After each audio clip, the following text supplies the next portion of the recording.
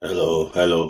Thank you. Apologies for being late today. Thank you guys for actually for joining us on this beautiful Friday night football club. Thank you for actually joining. I really appreciate you, Oladukwaide, my main man. Thank you for joining us. Thank you for joining us. Just trying to apologies that I'm just slightly behind schedule. I was meant to be here, 15 minutes earlier, but I hope you take my this day. So just trying to set the hosting up. Thank you guys for joining. Thank you guys for joining. Thank you guys for joining. Let me just try and remind those on Instagram too. Thank you guys for joining. Thank you for joining. So just let me know where just you were joining from.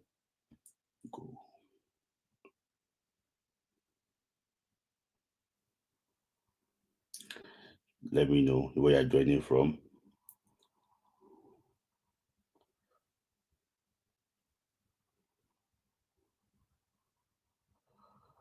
Thank you guys for joining. Thank you guys for joining. Thank you for joining. Thank you. My main man joining from Texas. Thank you guys for joining. Please go on YouTube as the stream on Instagram will be going off very soon. Because it's still new. So I'm just trying to remind my people. No audio. Can you guys hear me? No audio. No audio. I think my audio is fine. Guys, if you can actually hear me directly, I think a lot of people can actually hear me. Children photography. I think most people can actually hear me. Thank you guys for joining. Thank you for joining. Loud and clear. Okay, Ayuba Lisa, thank you. Says loud and clear. Yes. Sure, maybe probably you didn't increase your volume because it's maybe you're in the other room. Okay, thank you.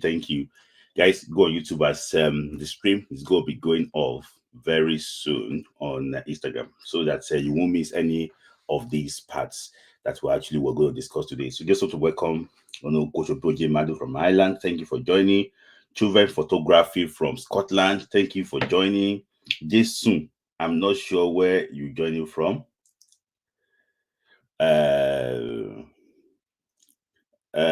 Big, thank you. I don't know where you're joining from. Thank you for joining. Ayuba Lisa, thank you for joining. For joining from Texas, and Bob A joining from Lagos. Thank you guys for joining. Okay, Jason from joining from Texas. So thank you guys for joining. Always nice to actually have you this Friday night. This is actually Taiwo. Okay, Taiwo Kwade. Thank you for joining from Ireland.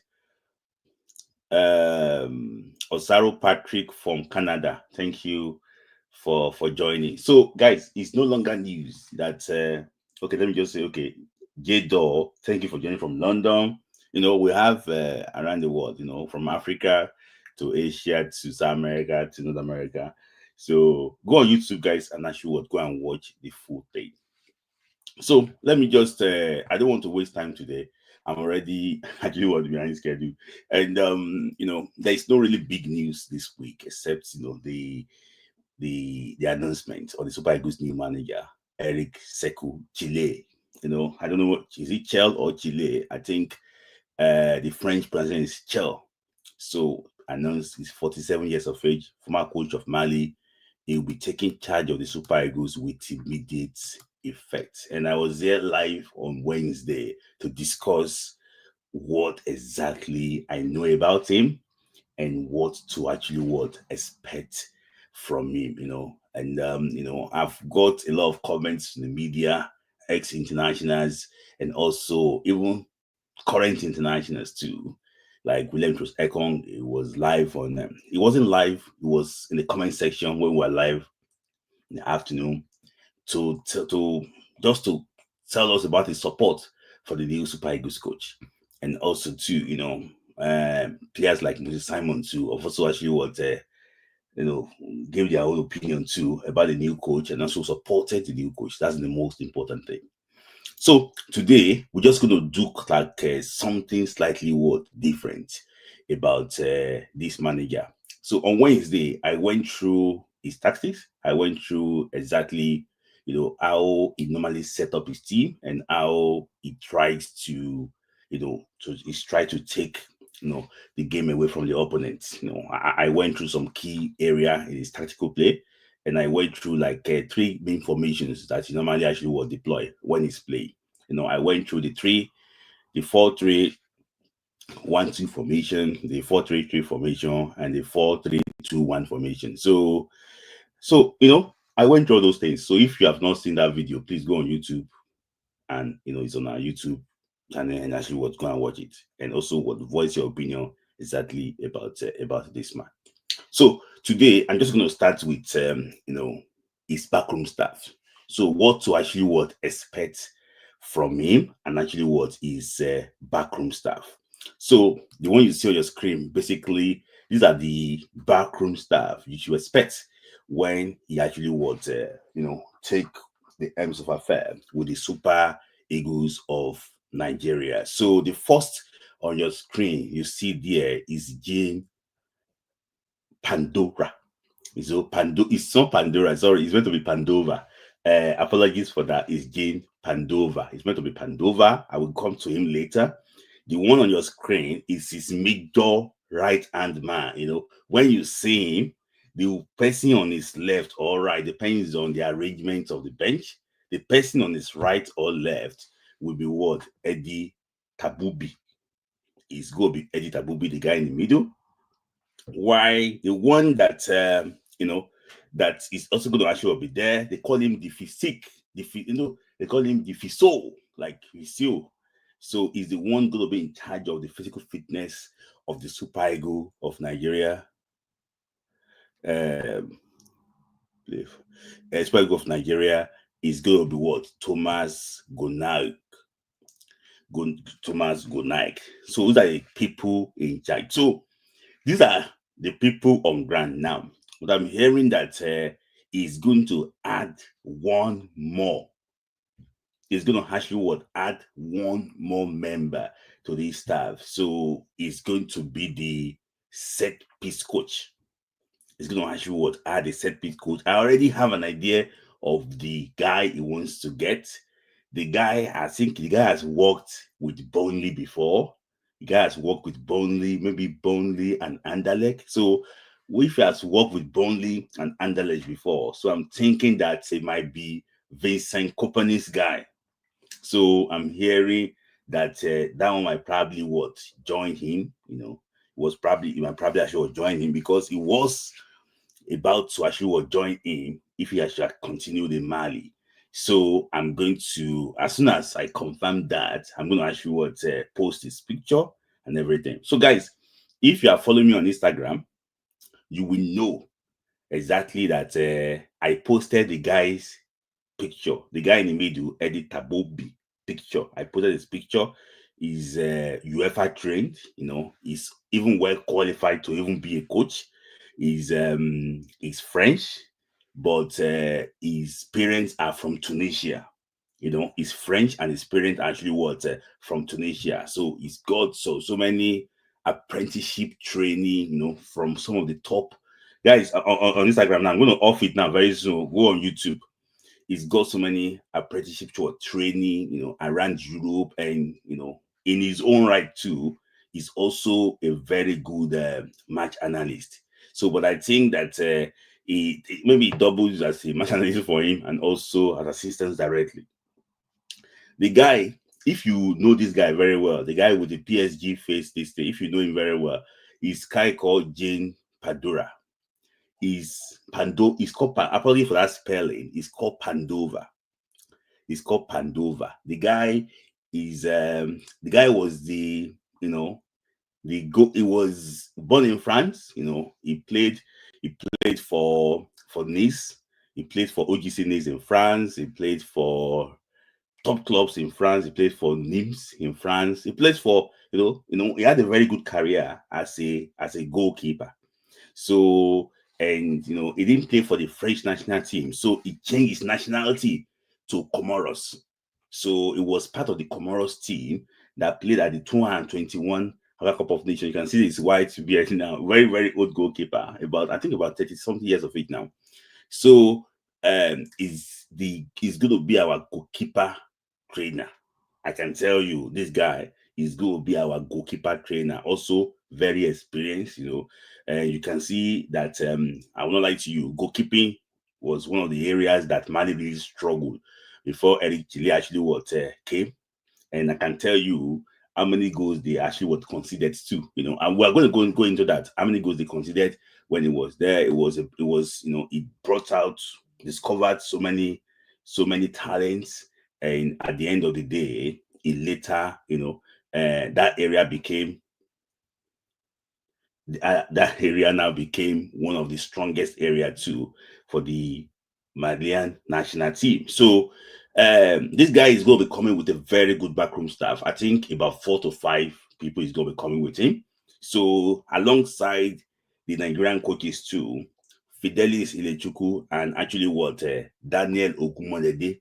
So I know that it was meant to come to meet up with Ogunmodede and Ilechukwu this weekend, but something happened. I don't know what happened. NFF again, he did not really sort some things out very well. So I think MC Oran are saying that they have to hold on to him this weekend. So he will not be flying to Nigeria this weekend. But I think, he too is trying to do all the formalities to make sure that he's ready for the assignment. Based on the current situation now, this guy might not be the coach of Nigeria to Chan tournament that will take place next month. He might not be the coach, but he might be there like an observer just to know exactly which players are fit enough to actually play for the main Super Eagles of Nigeria. So that about him. As soon as I confirm some of the few names that will join him, I can tell you that I will actually bring that one to you too. This guy called Thomas Gonek is a very strong and very fit physical trainer. I can tell you, this guy will test your fitness. He's well trained. Also, I think Moroccan French. I think it's Moroccan French. So also well trained guy. Is very, very good at actually what he does. So, it's coming with a very good backroom staff. So, which I think that, that the guys that are mostly his friends, they have been together since when they were actually was young in France. They played in the French league and they are now into coaching together. So, he's just trying to make sure that he can come with everything so that, so I don't know, maybe the NFF will give him the match analyst, but I think the way, with what I'm hearing, I think this man is coming with his own match analyst so that, at least they can be able to be speaking the same voice, which I actually would think is the most important thing.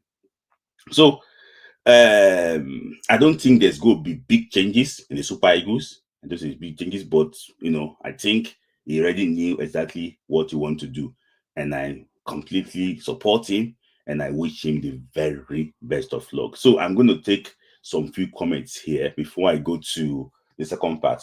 So as I go to the second part, I'm going to end it on Instagram. I told you, go to Gans Football on YouTube and actually join.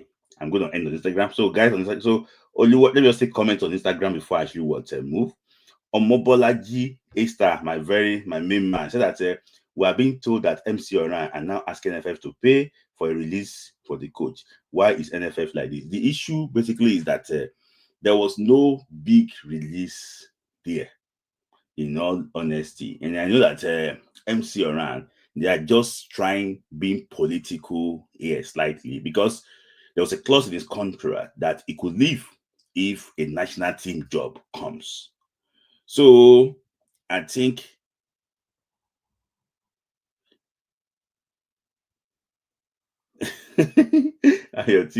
so I think the NFF needs to, I don't know, I just think that they need to settle some of these things. But I think for him to leave MC Oran, it would not be a problem, will not be actually what to do.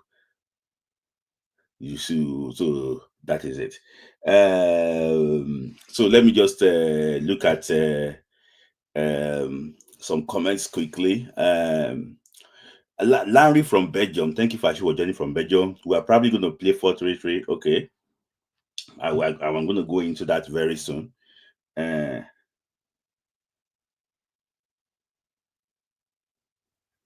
So, joining from UK, Edobaja joining from UK. Thank you for joining. Soto Mabatunde, my man from America.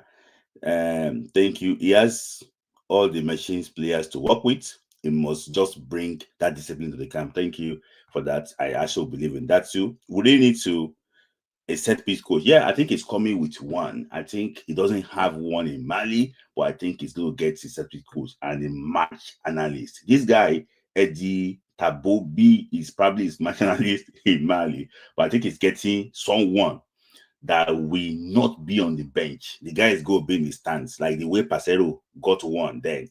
The guy is going to be in the stands, analyzing the game and giving them feedback from the stands. So I think it's getting two more compared to this. But this guy is going to be the guy that we turn to when he wants to make any decision. The guy in the middle is called Eddie Tabobi. So Thomas, this guy is just the trainer. They call him the physio. He's going to be the physical trainer. Very, very fit guy. And then Pandova is going to be the goalkeeper trainer. The money too small for all of. Yeah. You know, both of the issue is this. Let me just pin this comment. The issue is this, that all of them are actually what ambitious. So they know that they know what they can get with this job. They know what they can get with this job. They know how this job can boost their profile. Who knows if they qualify for the World Cup? If they qualify for the World Cup, do you know maybe Egypt will come for them with the bigger money? Do you know maybe Saudi Arabia will come for them? Do you know? So they know that this is like a job to advertise themselves how good they are. You know, so maybe we are giving him a short-term contract. Maybe we might not even be able to get him to take us to AFCON. So it's tough. I hope the NFF will let him choose his team. You know, he's come with his team already. So Steph Monique, Otumba, Odubayo, Omobola Yoke, my man, said, "Good evening, Smith. We are told that MC Oran asking for NFF. Okay, they're citing that he will has a contract. Okay, yes, but I think the NFF. I don't think that one will be a problem actually. So it's better than the Oyinbo boy that Edguavon brought. For me, I think the guy that Edguavon brought is not really experienced. So it's just a young guy that was taking pictures with Osime and so on. So it's not he's a small guy. So and you know. So Babatunde said that they will win cups if the NFF allow them. Yes, so he has no cup now. So my man, the good striker, thank you for joining. Say NFF suppose hire you as PRO. Now you they get all the info to convince us. Yeah, for me, no, me and NFF no be we know they the same page. Oh. So it should bring educate. I don't want to suggest who you should bring. So and so to Babatunde said, I believe in the man and I trust that he will take us to the World Cup. Yeah, I also agree with you too. I also agree with you. Tago Kone said that these assistants look more professional and more serious. No time to be pressing phones on the training ground. Yes. No time to be pressing phone on the training ground. So players never use phones during training. Don't know why you guys keep saying ah, but there was a player using phone on the bench. Oh. As he was on the okay, no. Okay, they use phones during training. I don't think they use phones during training, but we don't just know all these things because at the end of the day, it's like there's just you don't know because these guys are just always on social media. We don't know exactly what they are doing there. So as a good striker, it is a lie. Senior man was using phone. I would say, okay, yeah. I think senior man was using phone, but I think against Guinea-Bissau also. So Eguavon is looking like Luko said he was pressing for. Okay. Let's see those pictures too. That's what I think. So guys, on Instagram, I'm going to leave on Instagram now. So thank you guys on Instagram. See you. I don't try. Let me just hey, that was my man, my main man, my co-host. We don't run, we don't go. Thank you, thank you. I'm good, guys. On Instagram, I'm going to leave now. Go on Gant Football on YouTube, or at Gant Football 2 on YouTube, and go and join. Thank you. So, hey, Dawada, my main man. That's Dawada Finyi, our main man. He's not available now. So Okwebi says, how do we join this? I'm coming. I'm going to put the link very soon. Let me just explain what I have to explain. So I want NFF to retain him for AFCON 2025. Can a coach be checking his notes on his phone? For me, this guy's if you see this guy, the way he composed himself, what's he called? This Eddie Tabobi. He's a big guy. He's a big guy. Unfortunately, I'm unable to join tonight, but we'll be back as soon as to analyze the talk about the beautiful game. Yeah, thank you. That we can't actually wait to actually have you back. So, guys, so thank you for the comments and everything. So, guys, so I know that if I didn't of this thing, you guys not go and join on YouTube. So now I looked at the game that Eric Chelle actually played when he was in Mali. So I want to compare. I'm going to give you the information that he actually was used, and I will now be able to tell you how he normally dictates the play. So that's where I will actually going to now. How he dictates the play when he's actually with this type of formation. So that's what actually what we want to go over very soon now. Just give me 1 sec. So I'll post the link as soon as I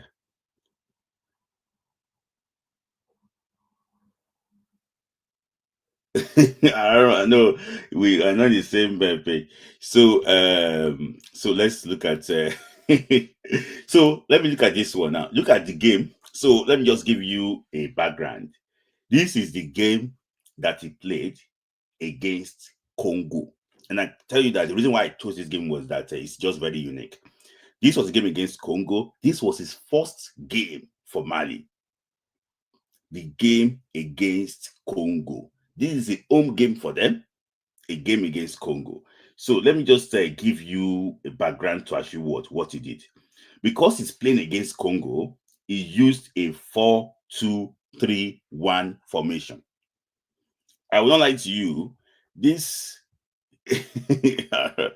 this game is like a total domination. So, the reason why I pick this game is that I think that when he sees an opponent that he can actually dominate, he sets up in a more attacking way.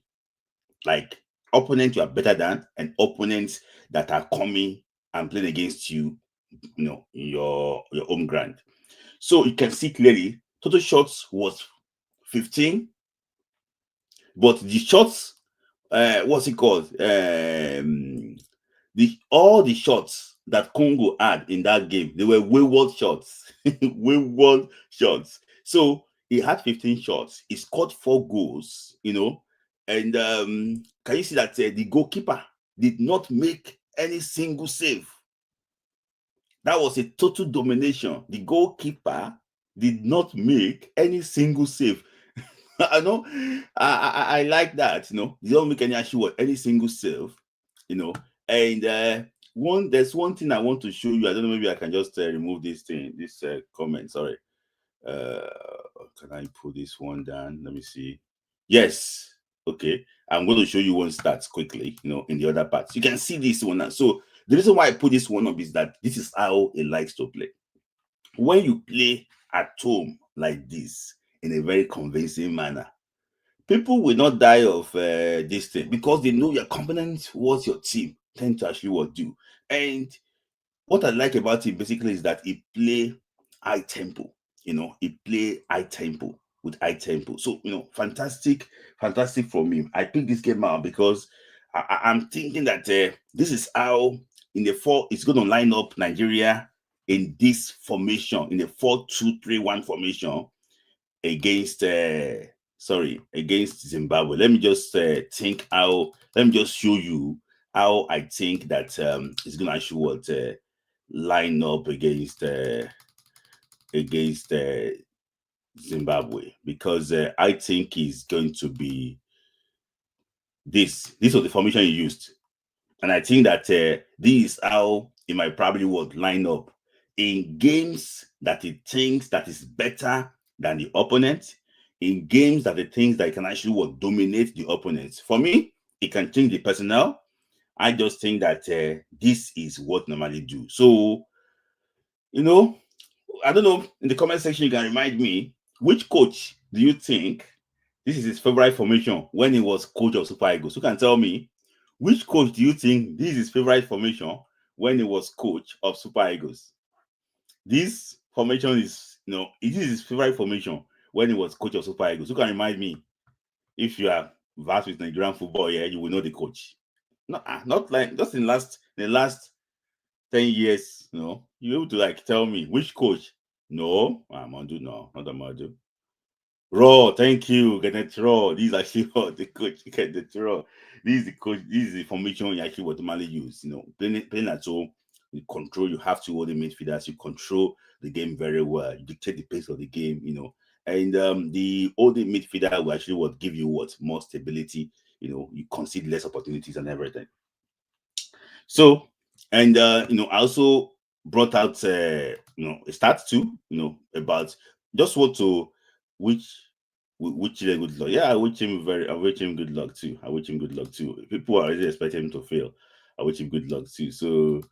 Um so this is another game against Gambia. This game against Gambia. You can see clearly again the same approach against Gambia. It's better than Gambia, but Gambia is a stronger team than Congo. Better game, 63% domination of that game. Shots, you can see shots, 22 shots to 5, 13 off target. That means that the rest 9 actually was on target. And corner kick 8-0. So though they faced more shots, but let me just show you this part. Okay, there's one stat I actually wanted, so that I was so impressed. I will show you that one. So you can see all these ones too. So the reason why I'm just bringing this one out is just to know that exactly you have an idea of exactly what he actually wants to do.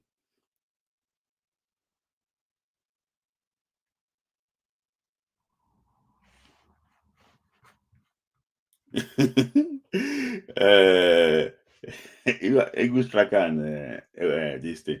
So you can see this one. So it's an domination, formation. You actually would see there in the 4-2-3-1 formation. So you can see that's why when Amanju Pinnick was mentioning that he's a attacking coach, it's not lying. This actually was the stars that they actually maybe they saw this star. I don't know. This is how it dominates fully. It controls the game. With due respect, when last the Super Eagle have 63% possession? When last the Super Eagle have 63% possession in the game? When last that Nigeria had what 63% possession in the game? It's when you have the ball, the less the opponent can actually hurt you. So when last the Super Eagles just have 53% possession in the game? So I think there's going to be more control. There's going to be more control to the game. So this game ended 2-0 in favor of Mali. It was 2-0 in favor of Mali. So this was the away game too. You can see against Congo. You can see this away game. It sets up in a different way in a 4-3-1-2 formation. So it had more control in the midfield. It was able to control the game. So I think that this type of game might be similar to what is going to play against Rwanda in Kigali. So it's a lot of things I should expect from this guy. I would like to. I did some research about him, and I was really pleased that the NFF actually really actually employed him to be the coach.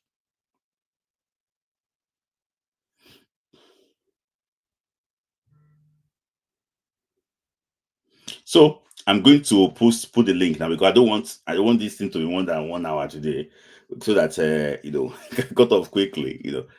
I'm gonna have like a busy tomorrow, so I'm going to put the link very soon. So If you actually want to join, you can click on the link and actually join very quickly.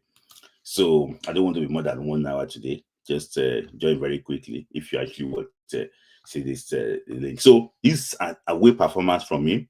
So another thing that also excites me basically, about him is that sometimes if he doesn't even have the ball, he look for a way to still create what opportunities. So look at this game now. If you remember, look at this game. If you remember this game, we played Saudi Arabia 2-2 under Jose Pacero, but they also played Saudi Arabia in that game. In I think 3 or 4 days after, they lost. They beat Saudi Arabia by 3 goals to 1 in that game. If you are aware of that, the friendly game that we played, was it in Portugal then? I think it was in Portugal. I think in that window we played against Mozambique and what's it called, and Saudi Arabia in that window. So that was when Dele Bashiru made his debut for Nigeria against Mozambique. So they also played Saudi Arabia in that window, and you can see clearly that they. Oh, Shondo P actually was okay. I can see somebody actually was joining straight away. That's my main man from America. So you can see that despite South American Saudi Arabia dominating that game, they still look for a way to create what opportunities against them, and they won that game by what? By 3 goals to 1. But everything was going well for him when he had this guy, when he was not injured, Ibrahim Akone. It was the main man. It was not Sinyayoko. It was Ibrahim Akone that was the main man for him. So this was against Africa, and this one interests me very well. He's against Africa. Despite what he did against Africa really surprised me. He gave them the possession, but he kept on hurting South Africa from the midfield. From he was giving them the possession, but he was trying to win it back for quick transition in the midfield. So, and you can see clearly that despite South Africa dominating possession against Mali, and this possession was basically based on the first half average. What's it called? Mali had more shots, and they also even had more shots. They had like 10 shots on target in that game, and they forced African goalkeeper to like 6 saves. And I think that that was the highest save that the South African goalkeeper actually had to make in a single match during AFCON. So, and there's one good thing about this game is this, the first half was slightly terrible, but it's also a coach that can change something in the second half. It's not just start something just like our former coach. The way you start is going to be the way you're going to end it. There'll be nothing that will change, but this guy can change something around, and it was evident in this game when South Africa was having the upper hand in the first half. It changed the tactics, and South Africa could not respond to. They could not undo him throughout the second half, and he won that game by 2 goals to 0. So that was a game of interest. So my very good friend here, Soton, will be thinking that they were lucky. No, the second half, Mali changed it for South Africa, and everything. Mali just won that game, and it was very obvious. So this was a game that a lot of people nearly killed him for, and that was the game against Ivory Coast. Let's just take it. This was like a typical away game because the crowd in favor of Ivory Coast play on the away ground, even before the red card, for against Ivory Coast, it was dominating the game, and it was actually even evident here in that possession. But when you say that there is something called luck in football, and if you don't have the right people to convert the opportunities, you will pay for that. We have seen this thing countless of times when teams don't bury the opportunity, and when they don't bury it, they will pay for it at the end of the day. So, and that was what happened for Mali in this game. So they also did some research too about how he likes his defenders to actually play. They normally like to keep eye line, so it's like similar to Ansu Flick of Barcelona. They try to keep this eye line, so they normally catch people offside. But I will advise him on something. He should not keep out eye line in Africa, because if he keeps eye line in Africa, before you know it, some of these referees does not even know offside though. They will say it's a goal. So he should try and like minimize that because there's no VR in this World Cup qualifier. So I wish him the very best of luck. I hope that he's having a big plan for Nigeria. I hope that Nigerian populace will actually accept him. I hope that he will not be misled. I hope that the media will not succeed bullying him too. I hope that everything has been planning for Nigeria to launch his own career too, and also improve Nigeria will come to pass. That is my thought about Eric Chelle. I wish him the very best of luck.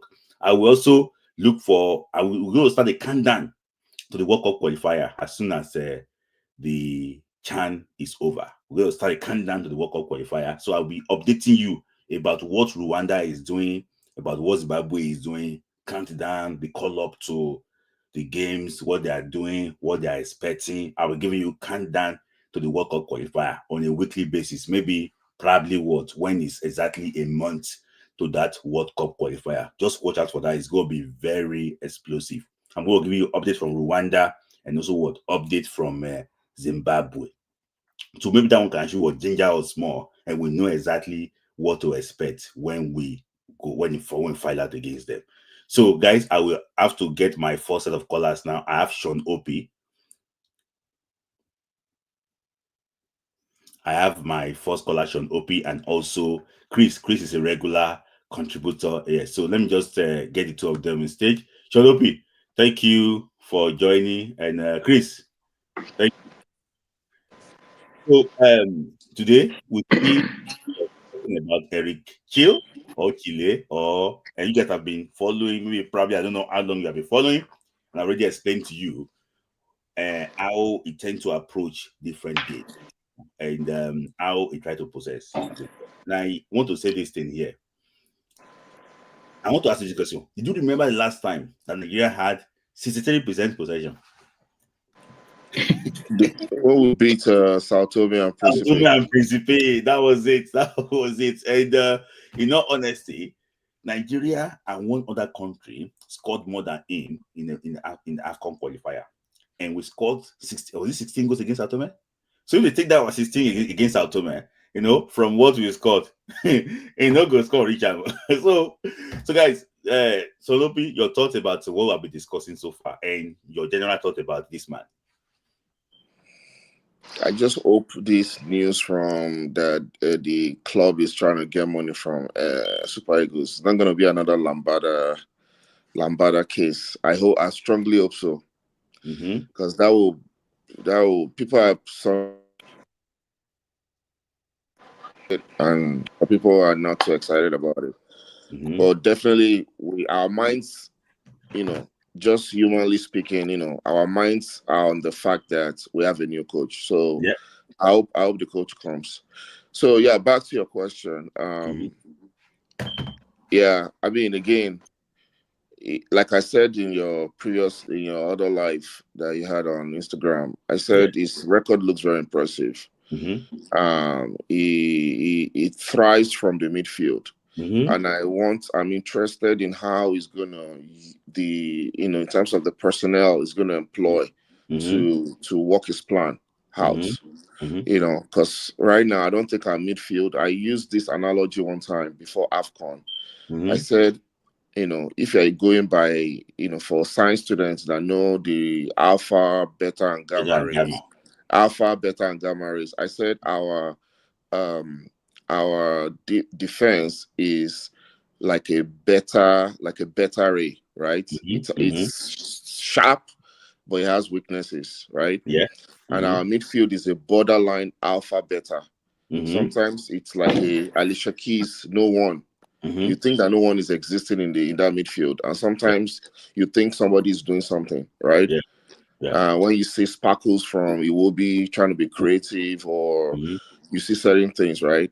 So that obviously is the weakest link. The goalkeeper used to be the alpha, but thankfully we have Nwabali now. So I'm not really worried about the goalkeeping section. Then there are obviously the gamma, the sharpest penetration is the attack. We can hurt teams on a good day, and they know. So my own thing is, I just want to see how he's gonna use his expertise and his experience to drive and navigate through that midfield, which does not really look convincing right now. Before I go to Chris, I'm going to ask you this question. There's one thing that I've observed very well from Eric Chelle. He demands his goalkeeper to play with the leg. He demands his goalkeeper to play with their legs. He demands that you must be able to pass the ball. So out of the goalkeepers we actually have now, who do you think is comfortable playing with the leg? Because Wabali. Yeah, no doubt. Wabali. Yeah. Even at the AFCON too, it was. I'm not saying it's the best. You can't compare him to Onana in terms of being comfortable with the leg. But even at the Nations Cup, from game one, you could see that this guy just got some confidence in him. He could pass the ball. He could could play with his both feet and all that. So without a shadow of doubt, for me, I would say Wabali. Okay. So let me just come back to Sean. Let me just go to Chris. Chris, do you agree with him about Stanley Wabali is going to be the first choice? Is better playing with his leg than any of the goalkeepers we have? Chris? Yeah, I think so. And I think so. And I don't know too much if I think Okoye also is also good with his feet. So I don't think so. It's gonna depend. No, he doesn't. I don't know though, but I don't know. I don't really have a lot, knowledge about Okoye. But I also think that you're gonna fall back to Eric on what he decides to do. But like we said, football right now is on a different level. So as a goalkeeper, if you cannot use your feet, you're gonna struggle getting, going up to that ladder as being one of the best goalkeepers in the world, because it looks like what is needed now for you to be a top goalkeeper is for you to be able to use your feet, and which some people see it as being, say, call it the woke nonsense. But the truth is, as a goalkeeper, why can't you use your feet? Like you were still a football player at first, because most goalkeepers start up from playing. Then they go to move on to goalkeeping. So you should be able to use your feet. I don't think it's something that should sound crazy to someone if they say goalkeeper should be able to pass the ball. So Okay. Let me just say, I have a good striker in the background. Now I'm going to ask Chris this question before I go to Shanopi. Another thing that I know that he demands from his team is actually what he likes his center forward to be a ball playing center forward. A ball playing center forward that can come and choke, suffocate oppositions in the midfield and still be able to go for a true ball. So I'm going to ask Chris this question too. With the profile of that striker must be deadly. With the profiles of players we have, it used to be Ibrahim Akone. That's why Ibrahim Akone can score any, he can score 4 goals in a game. He scores anyhow. So I want to ask you this question, Chris. And the other maybe one boy called Baletore, the boy that scored against Nigeria in the first goal against Nigeria. He used to play for Atlanta. So it was one of the discoveries too, that he brought in the Mali team. I'm just trying to tell you that the boy Kosi Yanyoko that used to be on the bench for Mali, the boy is now on the verge of joining the cast, They're trying to, so just tell you how he improve players. So I want to ask you this question, Chris. It demands his striker to come and play with the team and still be able to get into the hand of those balls, when going up front. So, which striker do we have now? Do you think it fits the profile of what he will be trying to do? I think we all know the answer to that, and it's Boniface. Boniface is the striker that that can actually play, that he can create for himself, and also I said can create for others and also score. Because if you look at his stats last season at Leverkusen, he had I think 9 assists or so. But with Osimhen, I don't know, man, because sometimes Osimhen is good with the whole, him being able to hold up the ball, and the wingers for players running. So So I think Boniface is that kind of player that fits in that role.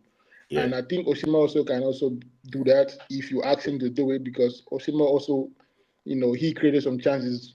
He also creates chances for his players. Even Yeah. we saw the partnership with him and Kvaratskhelia. I'm sorry with the pronunciation. With the guy at Kvaratskhelia. Napoli, you saw the No, you're partnership between you're both of not them. alone. Yeah, how he was it? Yeah.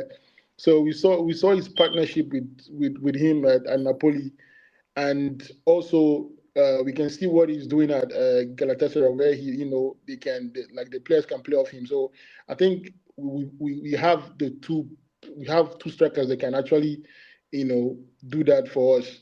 The only problem I think is now is that central attacking midfielder, which is the problem. That I think that is the problem we're gonna have, because I don't know who. Some people are saying Bashiru should play that position, but then again, Bashiru sometimes, like, it's like I don't know whether maybe he's thinking about something and the game Thinking of just, abuse. you know, Yeah. yeah. So I think Bashiru is, but I just think for him, like, he just needs to be more involved in the game sometimes, because sometimes it's a feel, because I watched the game with Lazio and Atlanta, and he scored that goal, and he had another chance where, like, I don't know what he was thinking there. I don't know, maybe he was too, maybe because he scored the first one, I was thinking that, oh, it's an opportunity to get it on, and then I don't know what happened. But I think when Bashir is on his game, he can play that, he can do that for us, because against the game against South Africa, you saw the way he was giving them problems, running to Yeah. the 18-yard ball, and he was causing problems for South Africa, and he can be that player for. But the only thing is that, can he do it? Like, can he be that focused with the whole game? And that's what we need. We don't need a player that's in now and then the next second he's like what do you call, like Ramsdale. Yeah. so Yeah. that's just my take on that. Okay. I will just see some things I observed. Let me just go to Shonopi before I go to IoT. So Shonopi, we discussed about the striker, that he likes, he likes his striker to also be involved in the play, just like Ebale Toure, Amadou Sianyonko, and Ibrahim Akone. He wants them to be involved with the play, not just for you to be the big man. He wants you to come, play with the midfield too. So, which striker do you think fits the profile?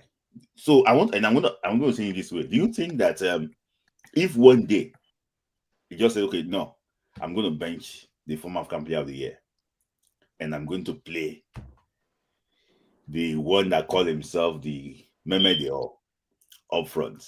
Do you think there's going to be upright in the media? What do you think will actually what happen? Just to ask those questions. And where do you think that fits his formation to? I mean, look, perspective, right? What's the reality right now? Boniface has not really gelled in that national team. Yeah. So you have to embrace that. I mean, his chance. But again, he hasn't gelled in that national team yet. But sometimes a new coach can come and he will bring out the best in a player. We all know that Boniface has that talent. He does it with his club. Injury has not really been, favoring him to. He had a major injury before CAF, before the AFCON. But reality-wise, you have to look at what fits your national team. So as it stands, Boniface is not the guy. It will still be Osimhen. Now, if it brings, to answer your question, if it just throws Boniface into the lineup, people go shout too. I know. They will shout because his antecedents are not really positive right now in the national team. Yeah. But we all know he has the talent. Yeah. And he's, historically, we have players like Akpobore back in the days. Was playing for, is it Aston Rostock or something like that? No, it was playing for Stuttgart. Sorry, it was Agali that was playing for Aston Rostock or something like that. Yeah, my bad. Yeah, so Akpobore just never fit into the national team. Now, as a matter of fact, even our Prince of Monaco, right? His Prince of Monaco was more in the club, not in the national team. His exploits in the African scene was more on the club scene. Yeah. He had 7 goals in 33 appearances or something like that for the national team, which is not bad for the, if you compare the number of appearances. So the thing is, on the national team level, you just have to pick the players that kind of gel and stick. Okay, so I would say maybe a second game, but I would say first game, people will go shout though. Yeah. I understand from that part, but I'm going to still ask you this question. I want to go to I can see you in the comment section. I can see you. I'm going to bring you up very soon. I want to go to IoT. Before I ask you those questions, I want to, if you follow Nigerian football very well, you follow the current Super Eagles player very well. I want to ask this guy about Nathan Teller. He's now playing as a striker now for Bayern Leverkusen. I know we call it coming right back, right wing back, right winger, but I think this striking role seems to suit him more than all the positions, so they don't play him. So I want to ask this question: if he continues like this, do you think he won't have a place in national team? Do you think that he's a Super Eagle type of player? Good evening, guys. Good evening. Good evening. Yeah. I'll answer your question, but I came here to attack you small. But let me answer your question about answer. Yeah. It's funny. I've spent my day today watching. I've watched every goal that Mali conceded under Eric Chelle. I've watched every goal that Mali scored under Eric Chelle. I've been watching chances created. I'm trying to properly understand and then do a video on it. You're talking about striker. It's interesting you're asking me about Nathan Teller. Of all the strikers that we have, the only thing that is stopping Teller from being the best striker for Eric Chelle is his height. Yes. He plays how Eric Chelle likes to play with his strikers. He makes those runs in behind. He can link up with his teammates. The only thing is that his height. He's a short guy. And Eric Chelle's teams tend to put in a lot of crosses into the box. Yeah. So that height is going to be an issue for Nathan Teller. But I do believe that Nathan Teller is a good striker. I do believe that he is a Super Eagles player. I just think he needs a coach that is going to play in a style that suits him. If you bring Nathan Teller and you are playing many crosses into the box, it's not going to do anything. If you bring him and you want somebody that pinpoint cross like the one against Bayern Munich. Yeah, if it's that pinpoint, yes. If you want him to out-muscle players or out-jump players or struggle with defenders, no, they are going to bully him. But those runs in behind, give him balls to finish, give him where he needs to beat one player and pass to his teammates. He's very good. So I like Nathan Teller, but I think it all depends on the system and the coach that he's playing under. Yeah, your take now. You said you want to say something. So I wanted to correct something. You said when was the last time that Super Eagles had 63% possession? Yeah. We had 68% possession in the 1-1 draw against Benin Republic. 1-1 draw that we just played against Benin Republic, we had 68% of it. Against Benin, in Benin. In Benin? Yeah, 1-1 draw. We had 68% of the ball. Of the ball? That was not too long ago. Yeah, we had 68%. I wanted to correct that. Another thing that I would say is that I like what you're doing. I like how you're talking about the man, but as much as we highlight his positives, let's give people a balanced reflection. Let's talk about some of the things that he struggles with as well. Yeah, like I said, I've been watching all their goals considered and scored, and I'm still watching. I'm not done.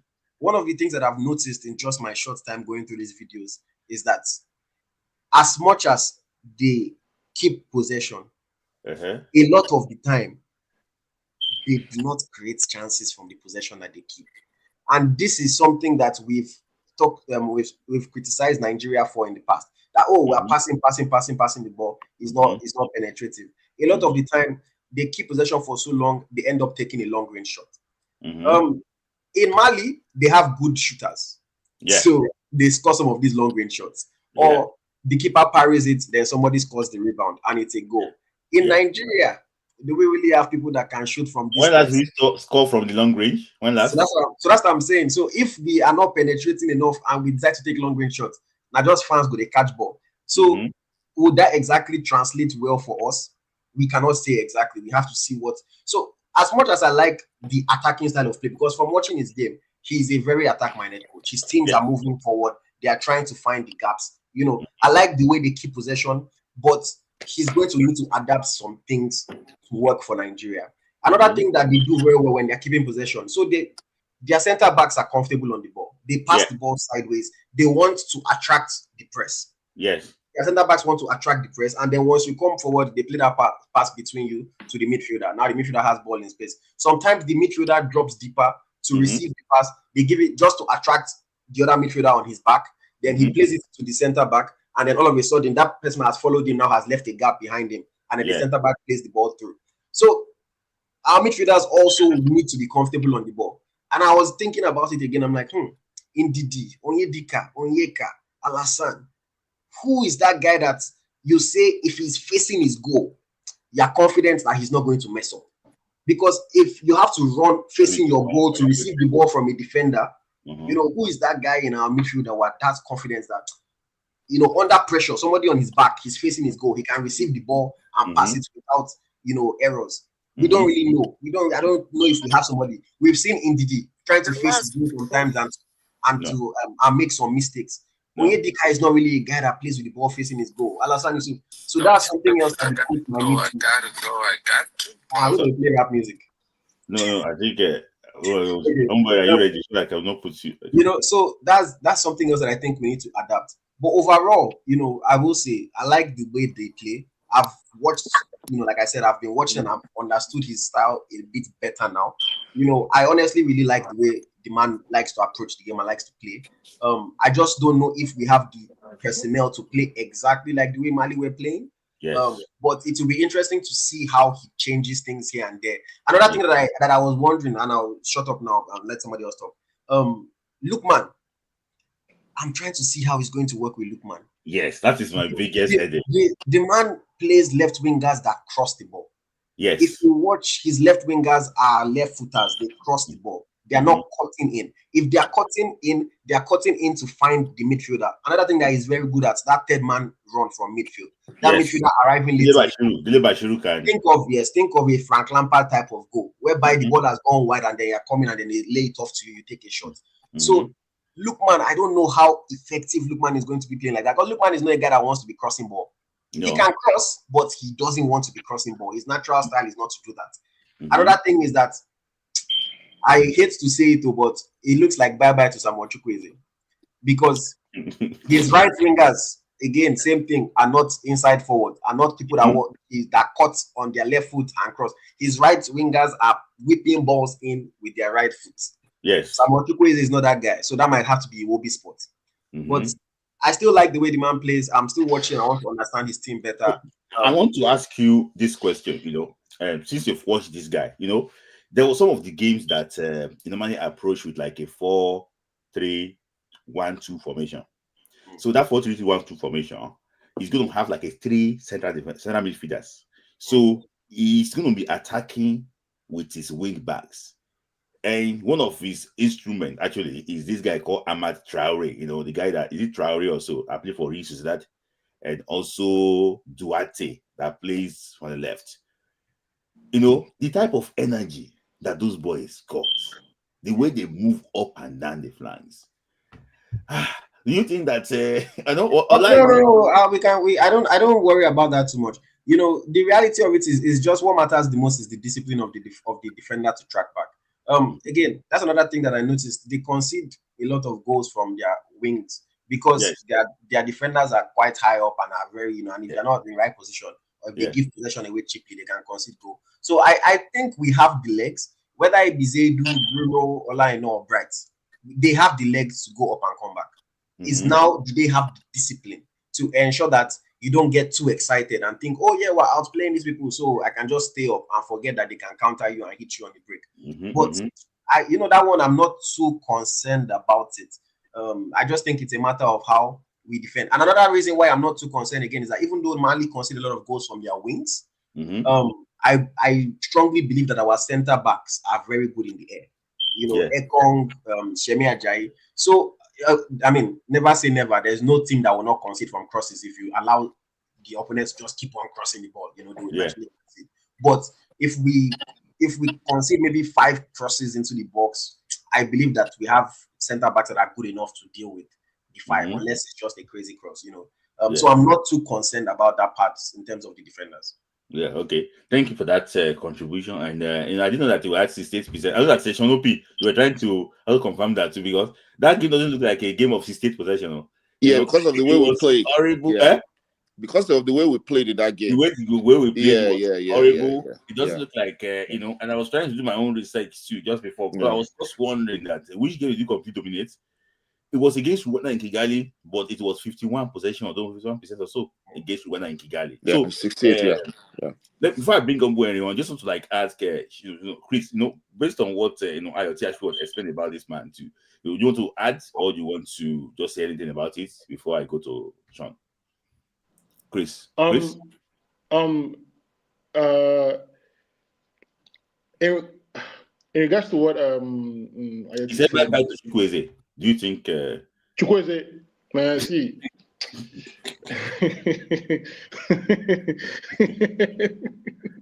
you think Chukwueze can play as a left winger or right winger?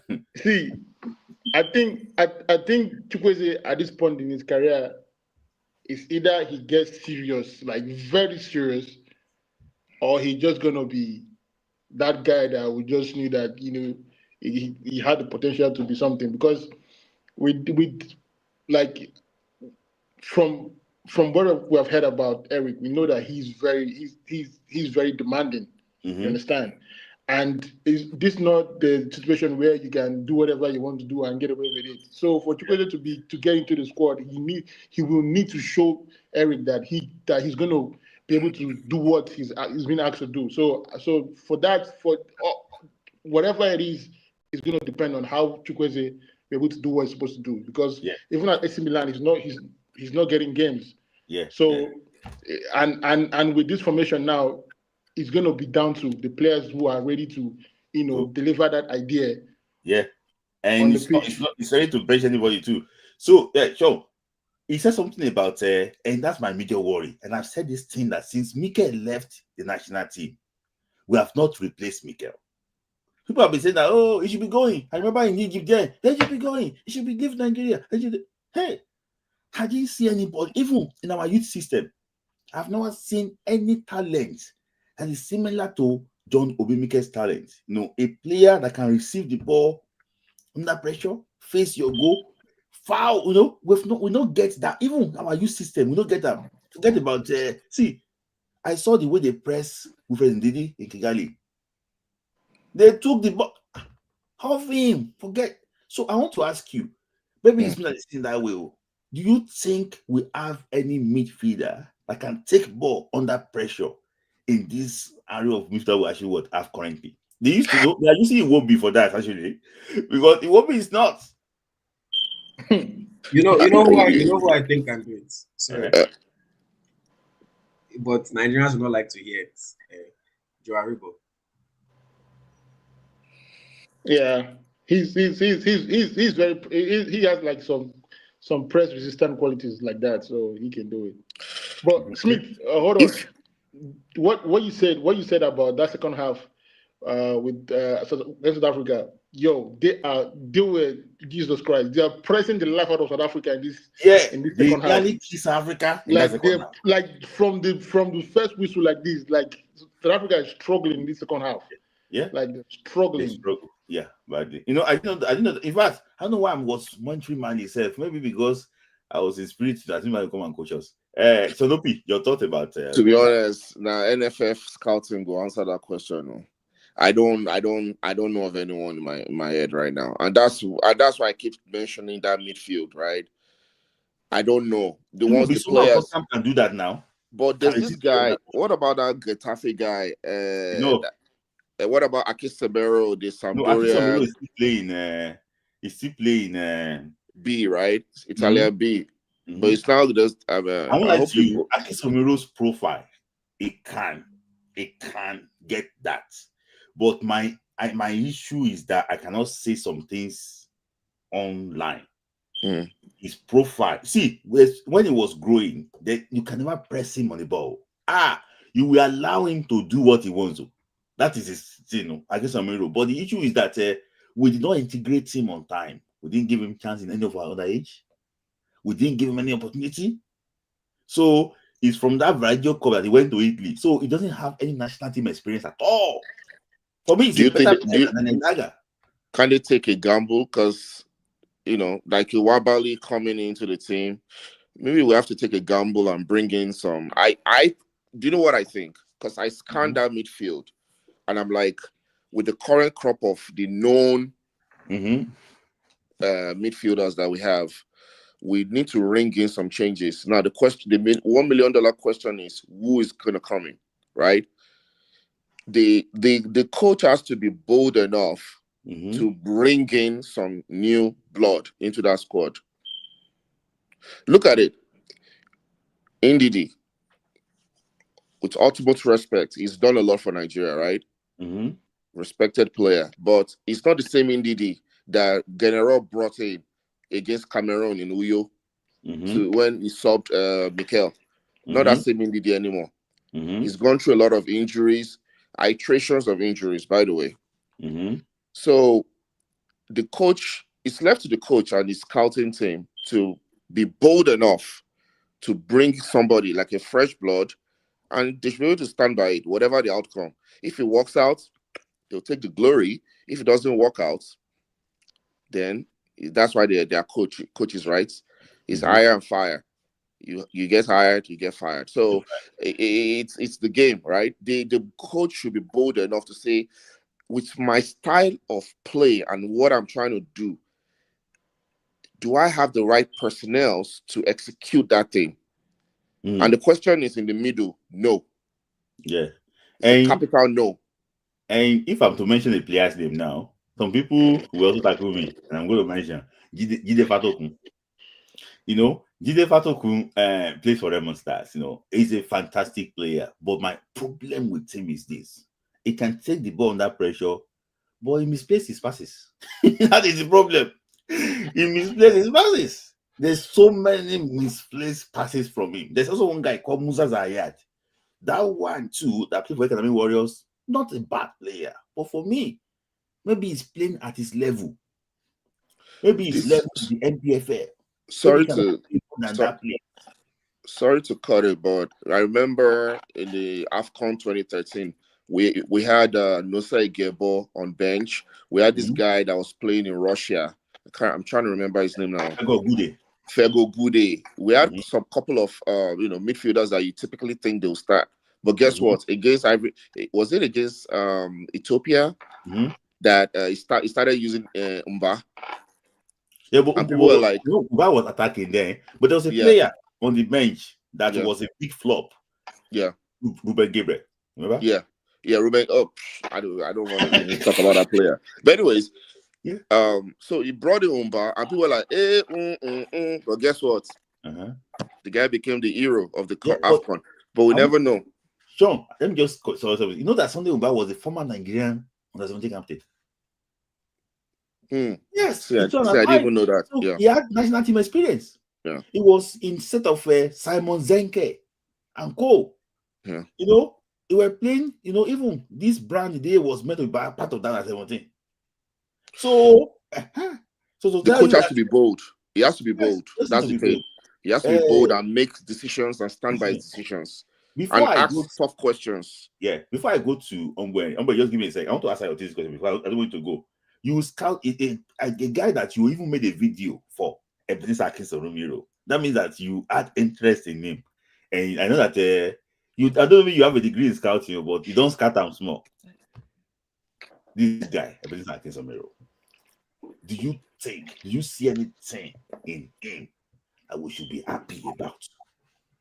Yes, there's a lot to be happy about. There's a lot to be happy about. The boy moves the ball well. He plays with his teammates well. He's good under pressure. I think he's just not quite ready yet, in my own opinion. I still think that he, it's like when I remember when I was talking about Urban like a year or two ago, there's a lot of good things, but every now and then that inexperience will still come out. He will still take the wrong decision. He will still make a mistake. The coach might get pissed off and send him to the bench for the next 2 matches. Things like that. But those are the pains that come with playing a youngster. You know, a lot of the time, like one thing I always tell fans are always saying, youngsters, why don't you play them? Why don't you play them? Are you ready to live with the pains that youngsters bring? When that 18 or 19-year-old makes an error now and they scores, are you ready to just accept that he's still learning? Let me leave him alone. Or are you now going to crucify him, kill his confidence, and then say they should never call him up again? Because we know Nigerians don't have patience for people. So for me, I see a lot of quality in that boy. A lot of quality. I think he's a midfielder that will for sure, unless, knock on wood, unless something crazy happens in his career, I think he will for sure play for Nigeria. I just don't know if he can come in now into this pressure of water qualifier and say, oh, let him come and hold the for us. I just don't know. But there's a lot of things to be happy about. But I also think, like, you know, in this kind of situation, Sorry, hold on. I just want Henry to chip in something. Henry, you have been waiting for a long time, and I know that you might probably want to say some few things. I know where you are going to be coming from, but just say a few things about it before we actually start to wrap it up. Yeah, Henry. I greet everybody. Yes. Concern about the new coach. If everybody accept him, there will be no pressure on him. But if everybody doubt him, there will be a lot of pressure for him to prove us wrong. And that is what I want. I gave him 5/10 for the moment. I'm not going to be in that school of thought that he is good. Therefore, nobody will say negative things about him. No, we must say negative things about him so that he himself will be aware that, look at what people are doing. In fact, I would have loved people to be putting all that video of that water in his hair. When he sees it, he will go back to have a deeper reflection. The people I'm going there, they are very, very something. Do you think he's not been hearing that? That will give him pressure to say, you know what? I am entering into a lion's cave. Therefore, sorry, I want to ask you a question, Wendy. Somebody, Sulaiman said something that I really actually was concur with. He said that why can't this guy just come the first time he comes to Nigeria, just pour water on his head? Let him just own that. The thing will just die. Everything will just end. Let him just own that name. Because let him just own that name. Yes, I understand that. You know, I see when you see the best in me is when you doubt me. When you doubt me, I will show you that you are wrong. But when everybody is saying, you are good, and your head is blowing, and they are welcoming you, those people that are saying you are good, just mess up. I'm telling you the truth. That energy they said you are good, they will turn it. And you yourself, if God saved your soul, don't commit suicide. Yeah, I understand. Yeah, so I love when people talk, negative things about him. That will help him to improve himself. That will help him to think, this is a very good job and task ahead of me. Yes. And I love what IoT, he break down his weaknesses, which is very good. You have to take care of it. Yes. Crosses are I mentioned that one yesterday during OJV's live. That crosses part. So I think he needs to look after that very well, because at the end of the day, it can actually hurt you. So Chris, you want to say something before I ask my second question? My second, you were about the crosses. You made mention earlier that he's going to be adding a set piece coach to the team. So do you think that's the reason why he's adding a set piece coach, because of the weakness of So I was say from crosses. The crosses that they concede from are not necessarily set pieces. They are crosses from open play. But Nigeria, and I was going to ask this question before you asked the question. Thank you for asking. Nigeria is in desperate need of a set piece coach. Our set pieces are just always so random. It's just as if just cross the ball into the box, see what happens. There's never. I don't think I remember any time that Nigeria took a free kick or a corner kick that I said, they worked on this thing in training. You know that you can just our flag is for keeper to catch. It's just anybody Lookman cross. Every Lookman cross like 3, nobody score. Chukwueze will say, let me cross 1. He'll go and cross, nobody score. Simon will say, okay, let me cross 2. He'll cross 2, nobody will score. It just seems so random, you know. And we need somebody that can actually organize us properly from set pieces, because these are goal scoring chances. And I want to back what Ayoti said. You know, Morocco went to go and employ a set piece coach. You know, and I saw what he did against Lesotho. Now waiting they use finish Lesotho be that set piece. Now waiting I think they beat us like 7-0 or so. Now waiting they use kill Lesotho be that. So, and I think that this set piece thing is becoming very important in football. Look at Arsenal, that is known for playing tiki-taka style of football. Look at, you know, sorry, Sean, that's your team, you know, corner kicked FC. So I think it's, you know, it's not very important. See, I don't care how we qualify for the World Cup. Everything that we have to do, we should do. For me, all those corner kick going to waste everything. You know, corner kick like this now, we don't even expect to score it. I think the last time we scored corner kick, was it not against Lesotho in the World Cup qualifier also? You know, Semi Ajayi scored that corner kick. So for me, I think we need someone that, you know, when we get free kick here, who is going to take it, we need to have that idea. But unfortunately, we don't really have any set piece specialist in the Super Eagles now. I don't think we have any. It used to be Kelechi had it one time, but he lost it. Yeah, he lost everything. I don't know. For me, it's not. See, but here's the thing. I think it depends on how we organize ourselves. Moses Simon can take set pieces, indirect free kicks and corner kicks. Don't look at me funny. If he couldn't, he wouldn't be taking it for Nantes. Like he's their set piece taker, all their corner kicks, all their indirect free kicks. If it was bad, he wouldn't be taking it for Nantes. But when he's taking for Super Eagles, it's like a back passer. Yeah, this. Well, if our players don't know what he's going to do, or don't have any formation, or don't have any ideas, then it's also difficult on the set piece taker. Because normally he knows in his club, okay, if I raise hand, this guy will run this place, this guy will run this place, this guy will block this guy. I need to put the ball into this spot. Nobody is perfect. Sometimes the cross will be bad, you know, but at least he knows what other people are going to do, and they know what he is going to do.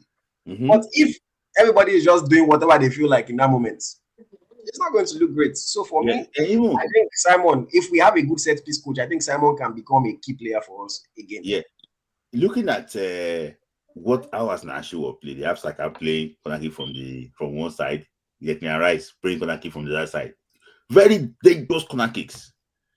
And you know, we should be able to build on things like that to be able to explain. See, if we train on this corner kick and we go to South Africa, we go beat them.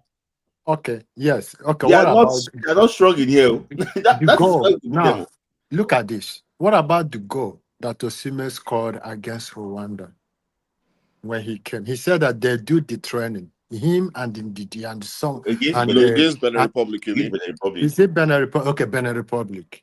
Mm-hmm. Now, to show you, I don't want to start attacking Iguavon. I don't want to attack him because one, if Iguavon make me okay, let me not conclude yet because I remember when I attacked Victor Boniface. Mm-hmm. When I said Victor Boniface of Bayer Leverkusen versus Victor Boniface of Nigeria. Uh-huh. Why is it that he's doing well with Alonso and he's not doing well in the national team?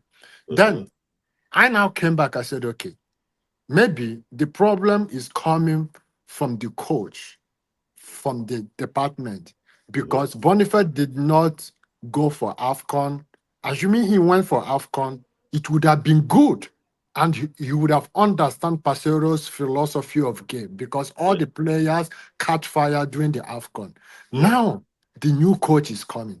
Mm-hmm. I'm waiting to see the performance of Victor Boniface. Mm-hmm. Then I want to see the instruction the coach will give. And if Victor Boniface score goals, 3 or 4 goals in a match, the God who made me, the way I will talk to Iguavon, he will not like me. I am telling you, yes. The way I will talk to Iguavon, he will not like me. I'm sure he has heard worse. Yes, because this is the things that little things that coaches have to know. Yeah. Little things they have supposed to know. Look at the if this man through this man Boniface catch fire in national team, I would blame Iguavon and Finidi George. But Iguavon is not a coach now. Yeah. So let's just move on. Iguavon was the coach, and that is why through Iguavon everybody was abusing Boniface. Iguavon is not going to be with him on the bench, but Iguavon, we give him what he observed about what's it called? Let him not give anything. No. Let him not give. Let him not give. Just about 2 or 3 months ago, he went to Kigali now to go and play Rwanda in that same stadium. And I'm so happy now that Rwanda only have 2 stadiums approved. So they have taken the approval of that their useless stadium, the Uye Stadium in Bature, because that is extremely well. I don't know how they got that one. That was where we went when we go and play Zimbabwe. Remember that we drew 1-1. That horrible stadium. That pitch was really bad. Yeah, very, very bad stadium. So it's going to be at the Amaro Stadium, and I think that they are trying to do few things too. But now looking at a player, I want to talk about this player. I know that IoT likes this player so much. I want to start with IoT because I know that when we talk, he's going to convince us more about this player. I don't want to start with him, and I want to start with Chris on this guy. Is Bruno Yemechi. You know, I have my issue with him, and I think that when I spoke about him about 2 weeks ago, some people went to my DM, say, "Well done." Say they don't say they saw what I said about him. Say, it's not. I'm just saying my opinion. For me, I don't really see him as a defender. I don't know the reason why. The concentration level is extremely very low. And I saw against Benin Republic the way Ekong was dragging him to go and mark. He was talking in the same game too against against Rwanda in Kigali. They're exploiting the space he left behind and everything. I want to ask Chris this question because I'm going to ask you based on do you think that do you rate Zaidu Sanusi ahead of this guy? Because this guy in the media currently now is like the new discovery under Iguavon, because the people are now abusing your person will say, God don't go this thing for you now, allow see this guy for this AFCON. But maybe there was something that he saw, but for me it's good going forward, but his primary position as a defender, I don't see that is that good. Let me just ask Chris. Chris, what's your opinion about Bruno Yemechi? Because this guy, Eric Chelle, he demands a lot from me. That's why I'm mentioning his name. He demands a lot from his fullback. And like you, I don't see him playing for that man. Except things just change. Chris, your thoughts? I mean, like you. I think you already, confirmed it there when you said he under Bezero, he rather went with Zaidu or what's this guy? Kevin Bassi. Yes, Kevin Bassi sometimes. Or Kevin Bassi, because even Bright. I know. I think was it Bright or another? Onyedika. No, I think Bright was Sai Samo. Yes, so you can already tell that. You can already tell that you couldn't trust him with defending because he's too excited with going forward. Mm-hmm. So I just think that like we said before, a lot of these players will have to step up their games. They'll really have to step up their game because there's some things that I mean, like the other day on the live we spoke about how what's his name? Finidi George came in and was using a player that was playing in is it Kenya lower league or Tanzania to play World Cup qualifier that we are really in their need of points. So when Humber was talking about Guevara, me I don't see Guevara as a coach. I just feel like he's just someone that's just there, just hoping that because I have whatever, I was part of those so stuff about Nigerian football players, so I deserve to be in this place, to have this position. So I just think that for Bruno, going forward, he's very good going forward, but for him to be able to get a position to get to play, to start, because right now, Olaina is like at his peak right now. He's playing the best football of his life right now. Yeah. So there's nobody's taking his position away from him. That one we know for a fact. That one is locked. And Saidi is doing well in Turkey. Yeah, and Zaidi too is doing well. So now he just came back. He just came back from injury. Yeah, he just came back from injury and he's doing well. I also have Bright to say that he's trying to run to Barcelona. so for him now and now we have a new coach that is very demanding for you to, because as we're speaking here, I was watching the Mali versus South African game, and that second half, I see the way these guys were going, like the way they were pressing. That's one good thing about him. He can change tactics. Yeah, because easily. I noticed that in the second half, they were pressing, and Basuma made some mistakes where he almost gave the ball away at the edge of the 10 box, and he did that again, and they removed him, He removed Basuma and replaced him, and after he removed Basuma and replaced him, they scored 2 goals. And they were pressing, like big in that game, biggest player in Mali. In that game against South Africa, we noticed how there was something. I remember that Smith's video that he made where he said like they like to overload either the wings where they'll put 4 players and try to play fast and get behind you. And they did that so many times against us when we played there.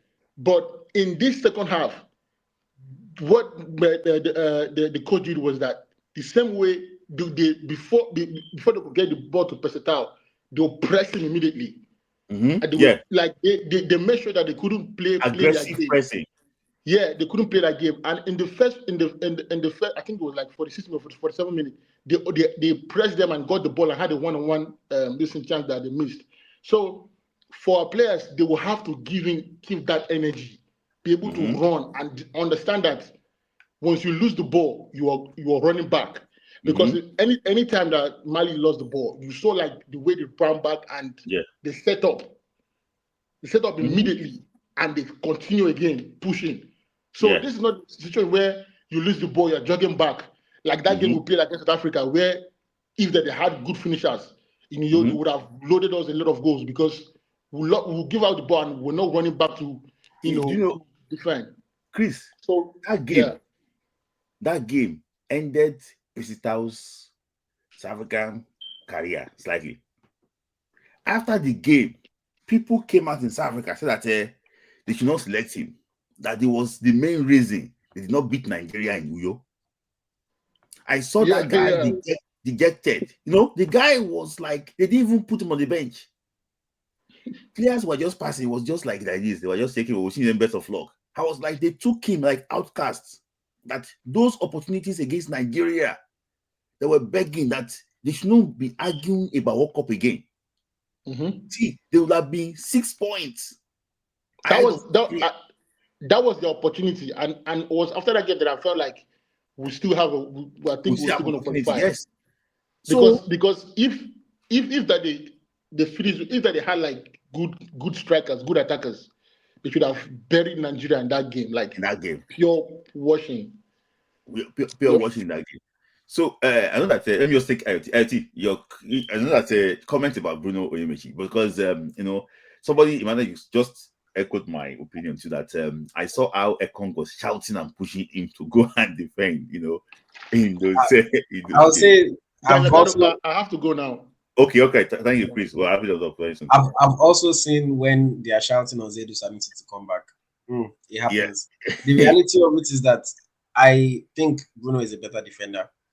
And again, people might not agree with me, but I challenge you. Look at my track record. More often than not, I'm right. Way more often than not. See, Bruno plays left back, center back. DM. He can defend. The reality of it is, depending on the instructions that the coach gives him, under Eguavon, it was obvious that he had the freedom to roam, to go forward. to go even wide, to press high, to chase. It was obvious that, you know, yes, if you give that player that kind of freedom, every once in a while the player might be caught out of position. You know, so for somebody to just say, Ekon was shouting at him, nah, you know, they shouted at every single defender in the world to come and mark or to defend or to watch. So I don't really look at that. I think he can defend. If Eric Chelle wants to go with a defender that bombs up the field, bombs back, you know, kind of thing, yeah, he might choose Zedu Sanusi because Zedu Sanusi has way more energy than, you know, hopefully he still has the same energy after this is serious injury. But we know Zedu before, he has energy to go back and forth, back and forth, back and forth. Bruno, to me, is a more composed type of player. Picks his passes more carefully, picks his crosses more carefully. We know how Nigerians were complaining about Zedu's crosses when he was playing at the AFCON. Oh, he gets the ball, just cross nonsense. So people, you know, it all depends on what the coach is looking for exactly. But for me personally, honestly, I have no issue with Bruno. If the coach picks Zedu ahead of Bruno, I wouldn't complain. If the coach picks Bruno ahead of Zedu, I wouldn't complain. But based on what you saw, who do you think will suit his game better? Zedu. Based on what I saw, is going to be Zedu. Yeah. But again, Zedu is going to leave us more susceptible to counter-attacks than Bruno. So it depends on how the coach wants to balance it out. Yes. But you know, like I said, you know, it depends on how the coach wants to play. But you know, just like we have already established one thing today, before we actually wrap it up, that we don't have the profile of Mali players, and that was what Sean Opie was echoing. Even on my DM said that we don't have this profile. For me, I think we have the defenders that can play for him. I think we have that. Sometimes he likes to play eye line, you know. Sometimes he likes to play eye line, you know. There was a game that it took like about 10 offsides, you know. He was just trying to play eye line and everything, you know. It depends on the chemistry you actually what have with the team too, for you to be able to play eye line that way. So for me, I think the midfield, but from those that say that they interviewed him, those that say that they asked him about the plan for Nigeria, from those that I don't have first-hand information, but from those that say that they were with him, they said that he was so optimistic that these Super Eagles will actually fly under him. That he already, just no, like if you give me the job to myself, I'll be optimistic now. So it was so optimistic, you know. In fact, he said he even had more knowledge of those players than some of our. Nigeria is a big brand. Any coach will be excited. Any coach in Africa is watching us. That's a big brand, man. Yes, it's a big brand. Than some of our. He said even made reference to the game in Morocco too. You know that he won us 2-0. That one person crossed the ball from. You know, when I was playing in primary school, I was a defender. They told me that thing before. Don't pass across your goal. You know. Yes. He passed the ball to El Balatori, and that one just umbrella his friend. But also, as much as we might criticize Awaziem for that mistake, you also have to give credit to Mali for the press, because if they didn't press him like that and cover the gaps, they wouldn't have made that mistake. So it's still something that the coach did right there. Yes, that was one thing about the press too. The press is always actually were very good, and the way they were so aggressive in their pressing, I like that. You know, they did that against Africa. They neutralized Mokwena. You know that Mokwena for Sundance, they neutralized him totally. They were so aggressive. They took the ball off him anytime that he actually would have the ball, and you know it actually would work for them. For me, if as a coach, I can qualify Nigeria for the World Cup, it's going to be Eric Chelle. I know that Chonopi, you were not optimistic about the appointment. You think that it's going to be somebody else, but for me, I think that if it's coach that help Nigeria, I think it's going to be this man. I think he understands the terrain very well. He knows exactly it's the psyche of an African player. He has played in this continent before. That's why I didn't play more than 6 times for Mali, but at least he has an idea of how African player team. Can I say something?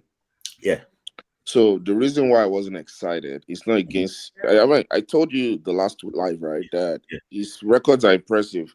The only thing I don't like about NFF is the guy obviously wasn't the first choice. Let's be clear. Mm-hmm. So when someone is not the first, second, is not the third wheel, you know, that's where my frustration lies. And I understand that it's all about the Benjamins, right? At the end of the day, it's the mullah. But that's where my frustration lies. That just if you want to get, if you want to eat a frog, right? Eat the frog with with the big egg, right? But the reality is here, right? So we have to support it. And it's not, and I agree with you 100%. He is based on his antecedents. He's a good coach. He's a good coach, so we have to support him. Yeah. So at the end of the day, it could be a blessing. It's a blessing in disguise, And we just don't know. We don't know. We just don't know. So we just have to cross our fingers. Yeah, yes. For me, just like they explained, the other people that said that they were the job, where one of them, is injured. His agent actually spoke to one of our friends that NFF said that you are number 2. Who is number 1? Who is this thing? They don't get back to him again. That's one funny thing about Nigeria. If you interview, they won't give you the result of your interview. Nothing like that pass, did I do this? They will not give you until they don't see the announcement and say this thing. The funniest thing is this: the man that wanted to give the job, when they announced it was in the newspaper that the man saw that they have announced for the judge. But they told him that we'll get back to you. Yes, now even this man went to go and watch Benin Republic versus, was it Senegal? In France, they played a free game in France. He went to go and watch the game. Yes, just preparing his mind for Nigerian job. So just have an automatic email. Just send it to them and say, "We are sorry. You appear to be strong, but we found other candidates." Maybe they will tell you to help them to do that. But because I just think that you have been respectful more to tell other people that they're not successful with that job. So that would have been would be very good. But in all, IoT, Henry and Sonopi, thank you guys for joining. I wish this man the very best of luck. That is my own personal opinion, and I think that he will do well. But let me just throw the last question only to IoT, and you can just make comment. IoT, you are scouting Super Eagles player a lot. Do you think Paulo Noashu can play with this man? I mean, you cannot bring him simply because they're going to be playing crosses. That cannot be the only thing that the player is contributing. Onuachu needs to work his way back into the national team, if at all he's going to play for Nigeria again. It's not a secret that the move to Southampton has not worked out, well for him. He just needs to play his way back. Maybe the solution is to go back to Turkey. He did well for Trabzon. Maybe that's the solution, to go back to Turkey and kill it there. I know he won't want to go all the way down to Belgium again. So at least to Turkey, keep on doing well and he can get his chance again. But we have an array of strikers. An array. Where are the array of strikers? Where are they? From Osimhen to Boniface to now Teller to Terry Murphy to Cyril Dessers to Murphy. I'm just naming all the names to Aruko Dare, who people are asking for him to get caught up as well. So that's already 7. And I'm sure that some people that I'm missing right now. So sorry, can I ask a general question? Yeah. It's just a general question. How come that when Osimhen is not on the field, we struggle? Yeah. Well, it's like if you take away Mohamed Salah or you take away Bukayo Saka or you take away, what we're taking away our strongest link. Now Lookman is there that we can say is comparative to Osimhen. But before, if you take away the single by far the best player, you're going to see a dip in performance. And a lot of the time, the rest of the strikers have not gotten enough time to play with the rest to actually be able to, connect the way they're supposed to, because they're so used to playing to Osimhen and playing the way Osimhen wants to play. That's why I feel like the strikers have been struggling a little bit, but they are still good players, I think. All the 4 qualifiers that we've played, Osimhen hasn't played. The World Cup qualifiers. Ekong has not played too.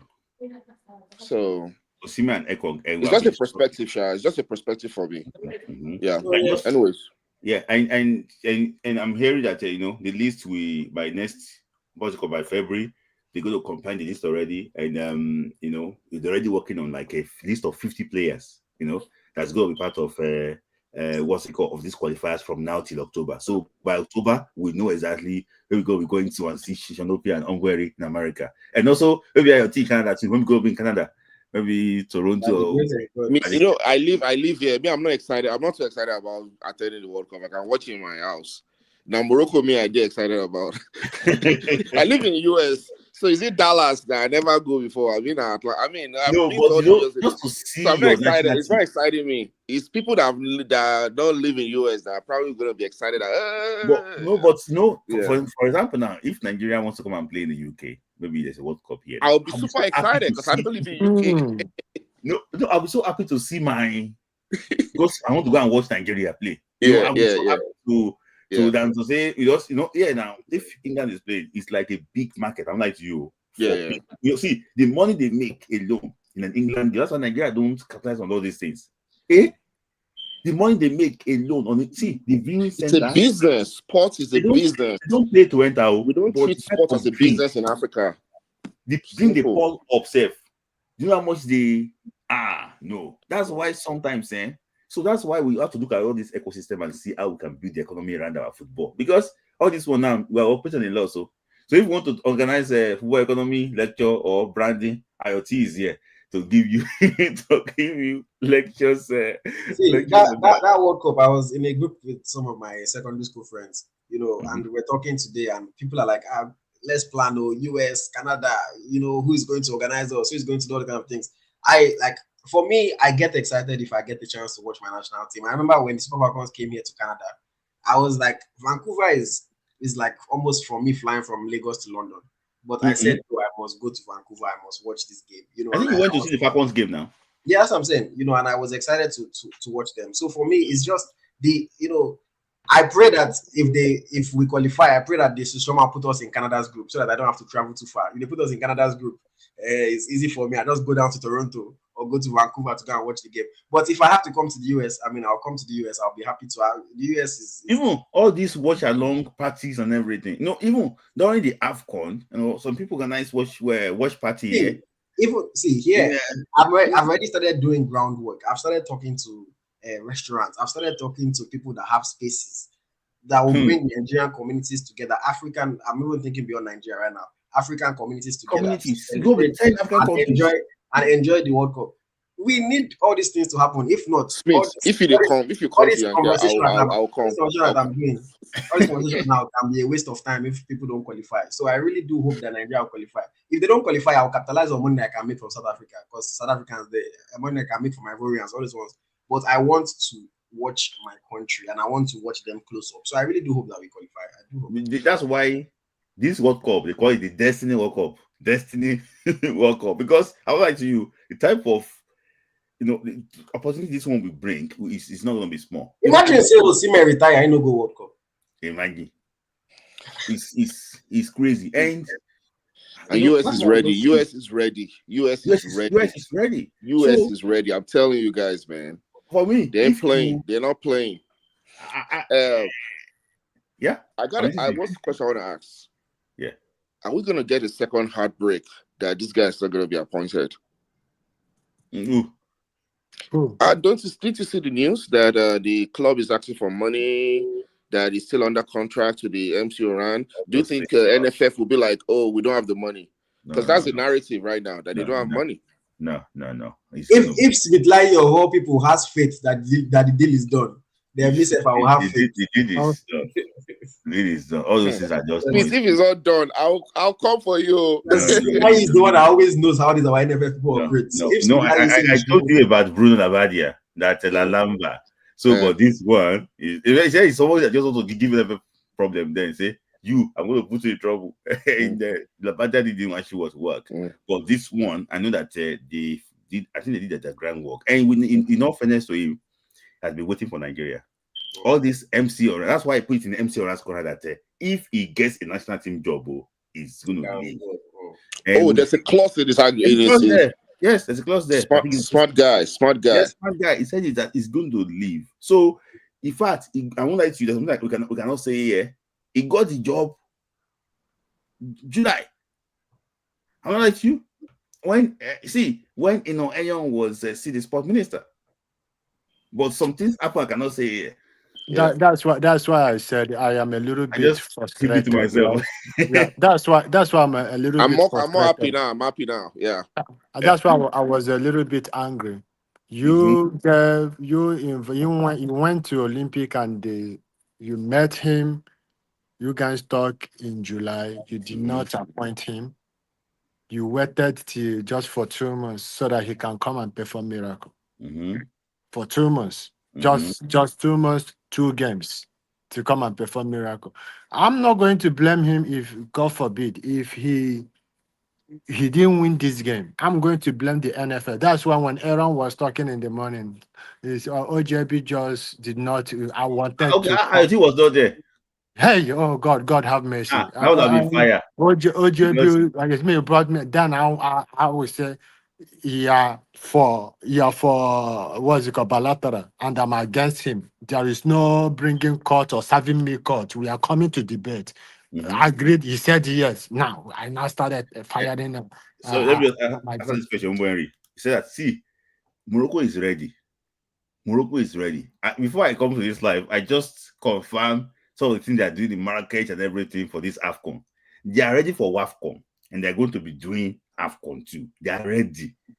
Forget it. Morocco will not even embarrass themselves like that. Morocco wants to host anything that can even die. If something has even happened, they will fix it before December. December is fine. See, all the stadiums that they're going to use, it's ready. No, they're good. They are working on some expansion though. Yes, they want to get some expansion, but for AFCON standard, those who look at Yamasokro now in Ivory Coast. Look at Yamasokro now. Yeah, but that one is not big now, but it's still hosted AFCON. Yeah. But I think Morocco is trying to prepare for the World Cup too. So they are trying to use this facility just to make it like a World Cup standard. So, and kudos to them for doing things like, because I just saw the list of stadiums that they're going to actually want to use. It's on CAF website. You want to check it, you want to use, and I saw those things are very good. 6 cities actually. 6 cities. Yes, Marrakesh, Rabat, Casablanca, Tangier, Agadir, and Fez. Yes. 6 cities. So for me, I think they will be ready. I think they will be ready for them to also on 17 AFCON. They're going to be ready. They're going to be ready. So wonderful conversation is already like midnight in the UK. So like, before you go, can I use your platform to do a quick plug? All right. So yes, for anybody that is watching this that cares about Nigerian football players, I have an exclusive interview that is coming up. Today, if you're in Europe or in Africa, it's going to be live on our YouTube channel, on Eagle Striker YouTube channel at 9 a.m. Nigerian time. That's 3 a.m. Eastern.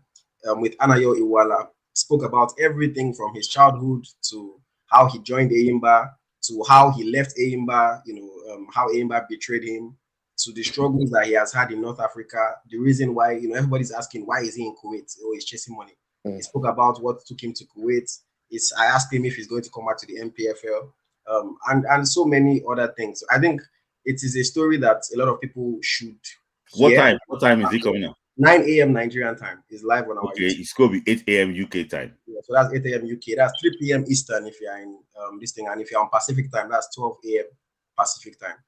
Did you subtract anything? They're all like, it's going to be like that girl, Okoronko's interview. That I did not remove any conversation that we had. The whole conversation is there. He was real, spoke about money, how much he is collecting. Well, he did not tell me his salary, but if you watch it, you understand what kind of money. It was a very straight up, 2 bros just talking, very comfortable conversation. It's long. The whole interview is 1 hour, 50 minutes. It is long because we spoke about everything. But I guarantee that not a single second was wasted. If you watch that interview, you are going to enjoy it. And you are going to have a better understanding and perspective as to why certain decisions were made in his career and how footballers are not always in control like we think. So guys, I'll be there when it's live. Guys, go and check it out because I won't lie to you. Some interviews are there to actually be watched. I sent a request on that interview about what really happened in Enyimba, and I'm pretty sure that IoT asked him those questions too. So because there was one Super Eagle player, ex-Super Eagle player that came on live TV, on live. I didn't tell you how to do this thing. He came on live radio. He blasted him. Say, what did they play? say they are looking for him in Pauk. Say, don't call him for Pauk. Say, who that boy? I know the guy you're talking about. Oh my God, I don't want to mention his name. I don't go mention him, so I don't go mention him. They call him for Pauk. Say, who that boy now? See the boy just mess up. See, he does this thing. At least everything now, we so someone to say that Tella just scored. That person is watching replay of the match. He said Tella just scored. No, last scored how many hours ago? That person is watching replay. So it's something that we actually look at for. So not sorry. So just and I'm hoping to actually watch those interviews too, and I'm pretty sure that when you get an interview out, your friends, IoT, they will put it in their website. Your friends are without giving me credit. Always listening to you. We said it in an interview on one online something on one channel. You go quote them so, like, before we go, I don't know. Permit me if I can play the trailer of the interview. Okay. Right? Just let me see. I don't know if I should send it to you or am I able to play it from my side? I think you should be able to share. Is it? Okay. I'm trying to just upload the video. 1 second. Okay. It's even here. The guy don't find you. The guy don't find though. I was looking. We'll get money now. I was looking at this picture from when he got his first Super Eagles call up compared to what he's looking like now. Should I click on it now and play it? Yeah, if you can click on it, yeah. I would say it started naturally. My dad, he said enough is enough. He took me, brought tires, put it on top of my head and said he's going to set me on fire. Going to school was never for me. Sports director, he saw me and he liked me and he started taking me outside. They had an agreement and they decided to take some players to help them play the MPFL. So I was among some of the players they took from Delta Force. When I was in Delta Force, I think my salary is about 50,000. The system of Nigeria, it comes once in a blue moon. I had a coach who told me that if you don't put on the name of your father at the back of any jersey in your life, you should hold yourself responsible. Oh, my chairman told me that Garnet Roy is coming. Garnet Roy called me. Voila. How are you? You are fine? I said yes. You are fit? I said yes. It was like a dream come true. I couldn't smile. I just had to keep my steez, Kelechi Iheanacho, to be precise, if I can remember, was already telling me he will get ready if he give you your debut to do. Nice. That's nice. That's good. Nice. That's good. That's going to be interesting to actually watch. To watch that. And there's some things that are not even in that trailer. The struggle that he has gone through in Tunisia. I encourage everybody to please watch that interview and share. Yeah. Even you're right. With this thing, Ayo is right. The guy is fresh. He's fresh. Yeah. I can see the guy. If you don't say Kuwait get oil now, oil. Yeah. So sorry. I just saw a comment now. John Jones, Iwala, wasted talent. Again, John Jones. The people that I really want to watch the interview are people like you. I'm not going to say you are wrong. I'm not going to say anything. But what I would just say is, please watch the interview and just see a different perspective. Because again, like I said, players are not always in control like we think. Yeah. So please just watch the interview and see a different perspective. Didn't the guy play in Mexico? That trashing in Mexico. He was there, right? With Nwabali, right? Yeah, Nwabali, yeah. Okay, yeah. He did one cross like this. He dribbled there. Yeah. He was trying to do something in those games, but I he did. He tried. But I don't pass Gary for that game, So, but we all knew that Nwabali was a good, even though they lost 4-0, you could tell that Nwabali was good. And was good.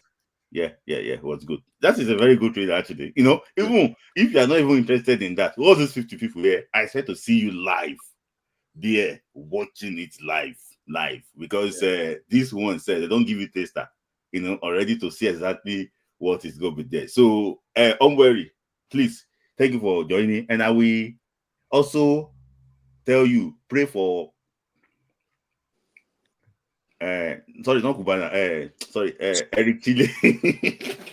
I wanted to say Cubana before. We'll pray for him because he has so many enemies. Yeah. And I saw what Aaron Corbett to say in the afternoon, and I was like, oh my days, this is like enemy. I don't know how this guy, if the guy asks this question in press conference, this guy will feel bullied, in my own opinion. I just think that we should welcome him very well. So, IoT, that is fantastic job from you, and you're a Wala. I think you worked with him before. Yeah, I've worked with him. Yeah. Fantastic. I can see that. I'm going to be open to see Ajibade Rashidat interview too. Maybe she could preach for us in that interview. I don't know if Rash will vex for me if I say this here, but I don't know if she's going to be on my platform soon. She's been on my platform enough, but we're working on a personal project for Rashidat. She's going to start her own podcast soon, so people should watch out for that as well. That's very good, and she'll be able to, with that connection, invite some of our colleagues too, to come and actually do podcast with her. That's going to be very good. Somebody said when you share the commission here, I don't put Cubana for Smith Ismail. Okay, Kura Chief, please suppose be our coach. Comment section. Jodopi, thank you. But I want to, the way I show you about Lukman, let's believe on this guy, and I believe that this guy will actually change the fortune of Nigerian football. So I don't know when it's coming, but I know that I think MC or Ransef, they are trying to. I think they don't remove themselves from their. I will confirm that. I think they are already planning to. To remove him. It's not. He just don't tell them. Say he's not going to be involved. So I was angry with Aaron, but after OJB live, I forgive him. Okay. I beg, where do you comment? Is he online somewhere? What Aaron? This day guy, right? Arise News, right? No. He came. OJB was live this afternoon, and he did one viral interview on Arise TV, and he came to, I was there, Oluwashina was there, OJB was there, and Aaron. So he came to defend what he said, but a lot of people bash him, a lot of people, I'm where you were there in that comment section. Sorry, is it that, just so I'm sure, is it that guy that was talking about Chelle? No, the one that did interview with Amaju. When Amaju came on Arise TV, there's something he was defending. I don't know the guy that normally do sports in Arise TV. That Aaron guy. Me, I know. I don't know. No. There's a guy, Aaron Akerejolu. That's the. It came later. That's him. That's him. But what exactly did he say? That's what I want. He came to defend Amaju. Said that Amaju was the best thing for the Super Eagles, and I was so angry with OJB. He did not invite me. God bless. Was OJB siding with him or what? No. OJB was a moderator. OJB was just moderating. Just a moderator. Sulaiman went after him. Yeah. Sulaiman went after him. And I love what. Where was I when all this was happening? I did not see in the morning. That should be 5 o'clock Canada time. Went after him. So Shinogi went after him politely. If I'm the one, but I love the way he was thinking that he should give Siasia and Amuneke the job instead of this man. That's why he's the one. I saw a video that he did where he was saying that they should have called Siasia instead. I saw instead of this man. So he was giving evidence. He did not agree on everything we said. He said that there's nothing that you can say. And somebody asked a question in the comment section that if this Eric Chelle is a Nigerian coaching in Mali and perform that well for Mali, will you call him back? I think that was one question. Yes. That was. That's why I said I love the way OJB handled this. I love everything. For assuming that I came there are so many things I would have asked him. There are so many things. When he was defending. I even have a problem with the fact that it was Amaju that had to go on Arise to say a new coach was coming. Then afterwards, they now announced it. Why can't the NFF chairman do it by himself? Why is Amaju always the guy? But also Arise is Amaju's personal PR platform now. Yes, but you should have given the shine to Guzo. Is Guzo looking for shine?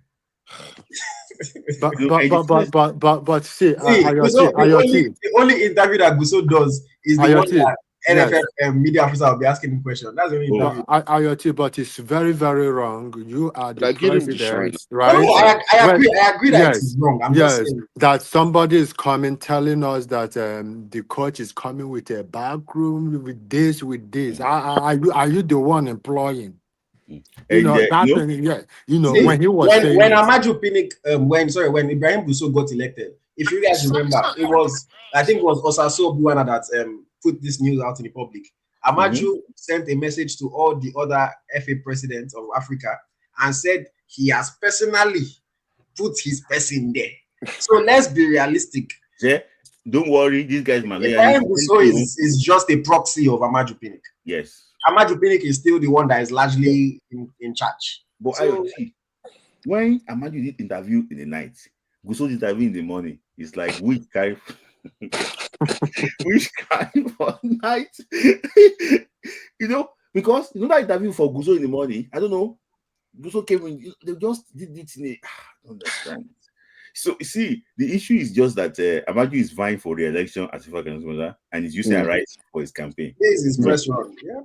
And just like I said, IoT now heavyweight puncher on a cruiserweight body. Okay.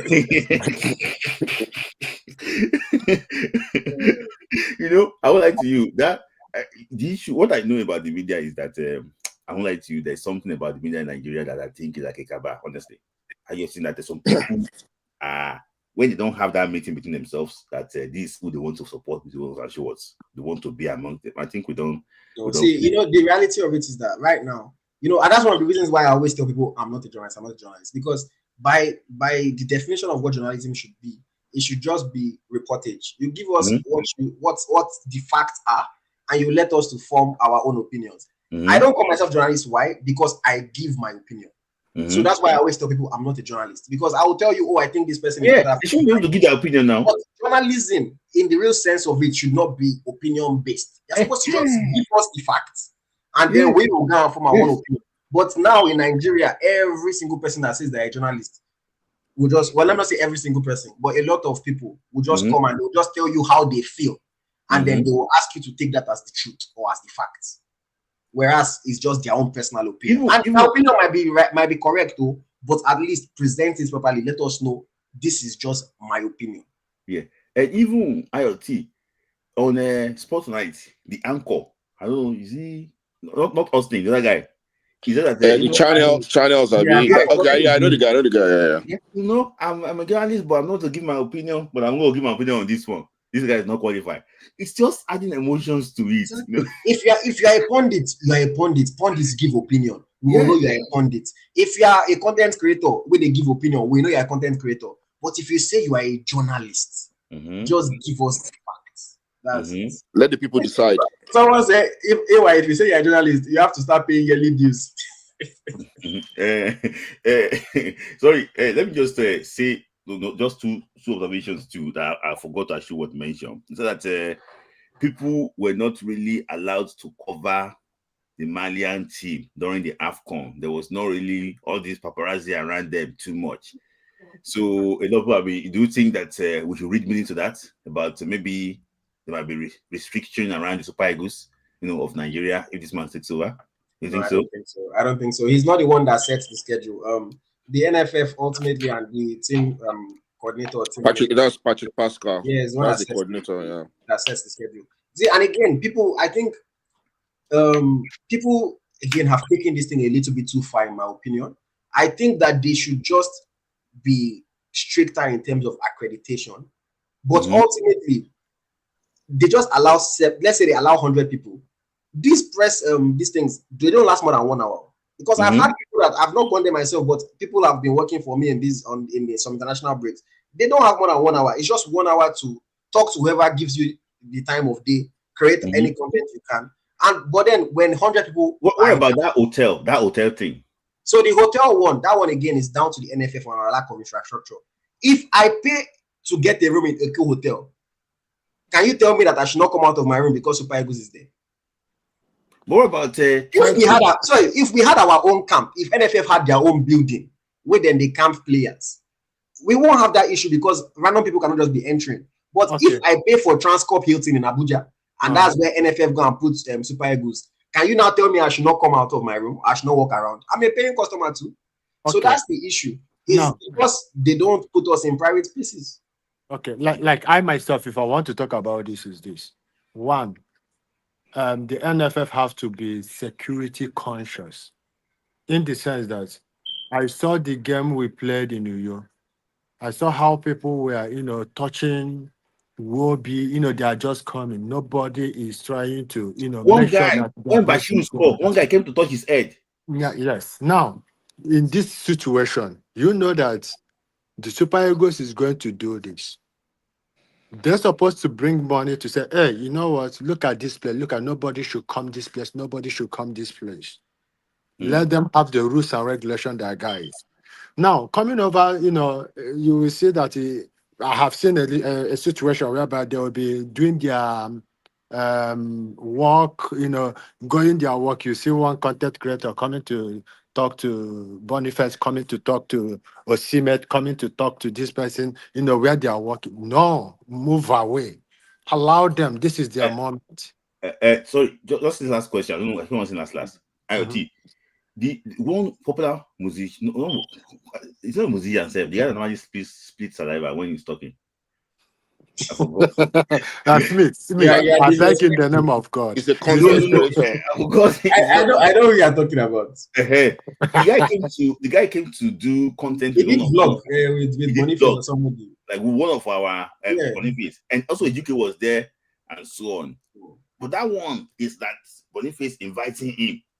But then that's also the team coordinator, because and it's the system. There are no consequences. The reality of it is that if they tell them that no guests are allowed, like even the Super Falcons have better coordination. Yes, I agree with that. Yes, I went to when they came to play in Canada, I went to their hotel where they were staying. All the players were scared. No, I cannot go here. I cannot do this. Oh, you cannot follow me here. You cannot. They were scared, because they knew that there were consequences for their actions. And I don't know if maybe because the men are star players and they are big names, maybe they don't give them the same consequences. But if the team knows that you cannot bring somebody into your hotel room, or else you are going to pay a fine, or you are not going to be played, if there are consequences, they wouldn't do it. They can't do it in their clubs. Are you telling me that when somebody travels for a away game, they are inviting content creator into the team hotel to come and do content? They can't. So it all comes down to what you allow and what you don't. And I'm happy that Nigeria is camping. Is it in Zimbabwe for the World Cup qualifier against Rwanda and Kigali? So I think that somebody say female content creator should also dress decently. It's not your issue what anybody wears. Let's stop policing people's dressing. No. IoT. If there's modesty in everything, because I understand what you're saying. You want to talk about this? Yeah, I wouldn't go and do an interview without my shirt, because that's not the kind of person that I am. But if a woman feels like she wants to show off the assets that God has given her, and then there is no set dress code. Nobody say that there is dress code. I'm not gonna blame. Yes, I'm not going to blame the lady. Sorry, I want to say something, because I this is something that I can't go with your chat. I spoke to the media guy of the Super Eagles. Said that yes, I can even come with my shirt and my boxers to come and interview now. No, but that's the thing, because they don't have any set dress code. Because if there are dress codes, nobody would do something like that. But if there's no dress code, it's free for all. As long as you are comfortable enough. If you are comfortable enough, if you allow some content creators, those ones that they wear boxers everywhere, they are used to it. They will go and do interview and create content in their boxers. What about some people wearing native? See, if there is no set dress code, anybody can wear anything. That's the reality. Yes. There are no rules. There are no rules. And unless they implement rules, I don't think people should be criticizing. I know that Nigeria, we're a very conservative society. Don't show, even if you show your shoulder, somebody will say, oh, why are you showing shoulder? But if there are no rules, I allow people to dress how they want to dress. Maybe it's because I live here and I see everything every day. So, if there are no rules, you can wear anything as long as you're not naked. But for me, I just think that, because of the society we come from, because of what we represent, sometimes, I just think that you don't want to be interviewing somebody, you put the mic very close to that person, and that person is looking at something different. So, guys, this conversation has been very lovely, and IoT came to add some spice to that conversation, and it was so. That's why that he brought fights that he wants to come and tackle. Well, say we want to tackle Eric Chelle. But now you are one type, you know, be Eric Chelle. But thank you guys. Sorry guys, the AFCON draws is already counted to the AFCON draws. So the city that we're going to be playing, we know that city soon. So if you're going to be going, we can also organize like a small party there too, If you want to, just let us know, But I'm going to be in Morocco, as usual. And if anybody is going for the draws and they are looking for a content partner, you can send me a message. If anybody is going for the draws and they're looking for a content partner, okay. I cannot pay the whole fee, but I can pay a small fee to get some content. If that's good. That's good. So, Chonopi, so also to pray for Eric Chelle as soon as it becomes official that is coming. So let me just say this thing: the physical trainer posted something about this appointment. Please, where is his handle? So I went back to it, but we try and like see maybe I can find. I wanted to bring it out before. So it's guys, it's official. I'm talking about the physical trainer. This guy, let me just try and like show you this guy. This guy was the guy wearing my t-shirt, posted some things about that initially. So guys, thank you. Okay, somebody said he's going to Morocco. So don't worry. No, not Morocco for draw. So Morocco to the AFCON. You're coming for AFCON. You're muted. For the AFCON, the plan is to be there myself. I'm talking about somebody going for the draws. Lucas, long time. Okay, long time. So, and my plan is to go for both the WAFCON and the AFCON. So that one I need partners for that one because that one is big budget. I'm not Sky Sports. So, all right, thank you guys for joining. So, Chonopi, thank you for joining. And thank you very much. Okay, thank you so much. Okay, guys. Thank you. So, thank you guys. That's Chonopi and Ombueri and IoT. Thank you for joining. So, it's been very good 2 hours 12 minutes, today, fantastic, and I'm happy that we're increasing. We used to be 5 or 10 before, but now we are 52. Talking about Ojebi will be there. Yeah, I will talk to Ojebi about it too.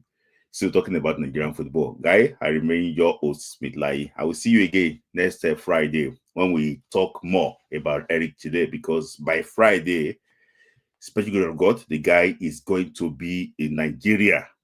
He's going to have his first interview as a Super Eagles coach. So by next week, Friday. So he's already preparing his list of 50 players that will play in the World Cup qualifier. So as soon as we get those aids too, we also let you know. So his English is not really fluent, but he can communicate. Just like Pasero and Genetro. He might not be fluent, but he can actually communicate. We see. We follow him very well. Apologies, I didn't say any story. There's a lot of transfers happening.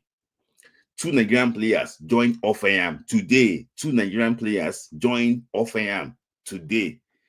But they joined the youth team of Offenham. I didn't mention that. The Nigerian player that just played for Sparta Praha scored today. I didn't mention that because of just Eric Chelle. A lot of transfer is happening. I didn't talk about it, but just because of this trending Super Eagles job. I'm going to be live with Eagles Tracker on Tuesday for Nigeria FC podcast. Those transfers will bring it to you guys. So thank you very much for joining. Please, we have 53 people here. Only 24 people liked. Before we go, guys, please, can you just like the video? Can you just like the video, please? Like the video. Come on, like the video. Only 24 likes. Like the video more. The last time we had 56 likes. So, guys, like the video before we go. So, I'm just going to give you 15 more seconds. Just like the video. Like the video. Yes, I'm very happy about the coach too. Guys, please like the video before I actually end the conversation here. So there's going to be giveaway during the Chan tournament. We still have some money, by pattern by Lucas Farm from last year. There's going to be some giveaway too during the Chan tournament. So follow us on our social media handle. Let's go be predict. You go pay us. Don't worry. Come during the Chan tournament. Every day you have a chance of winning something every day. predict and win. You have a chance of winning something every single day. Every single day, you have a chance of winning something. Predict and win during the CHAN tournament. So we have already devised a way to do it, and we're going to add technology to it so that you guys will not come here and cheat. Who will be champ? I think Ogumade will be the champ. Guys, I'm waiting for you. Like the video, guys. Like the video. I have liked this. Like the video. 31 likes, and there are 51 people here. Say we have 8 as me. Like the video now, guys. Like the video. Like the video. Yes, I can see likes coming up. Let me see again. Why? Now, not like the video. Why? Some people say if went to it and go and unlike it. So, but guys, I have to actually wrap it up now. Thank you guys for joining. I will see you again next Friday. Thank you. So join for the FC podcast on Tuesday on the Goose Tracker. Thank you guys. See you.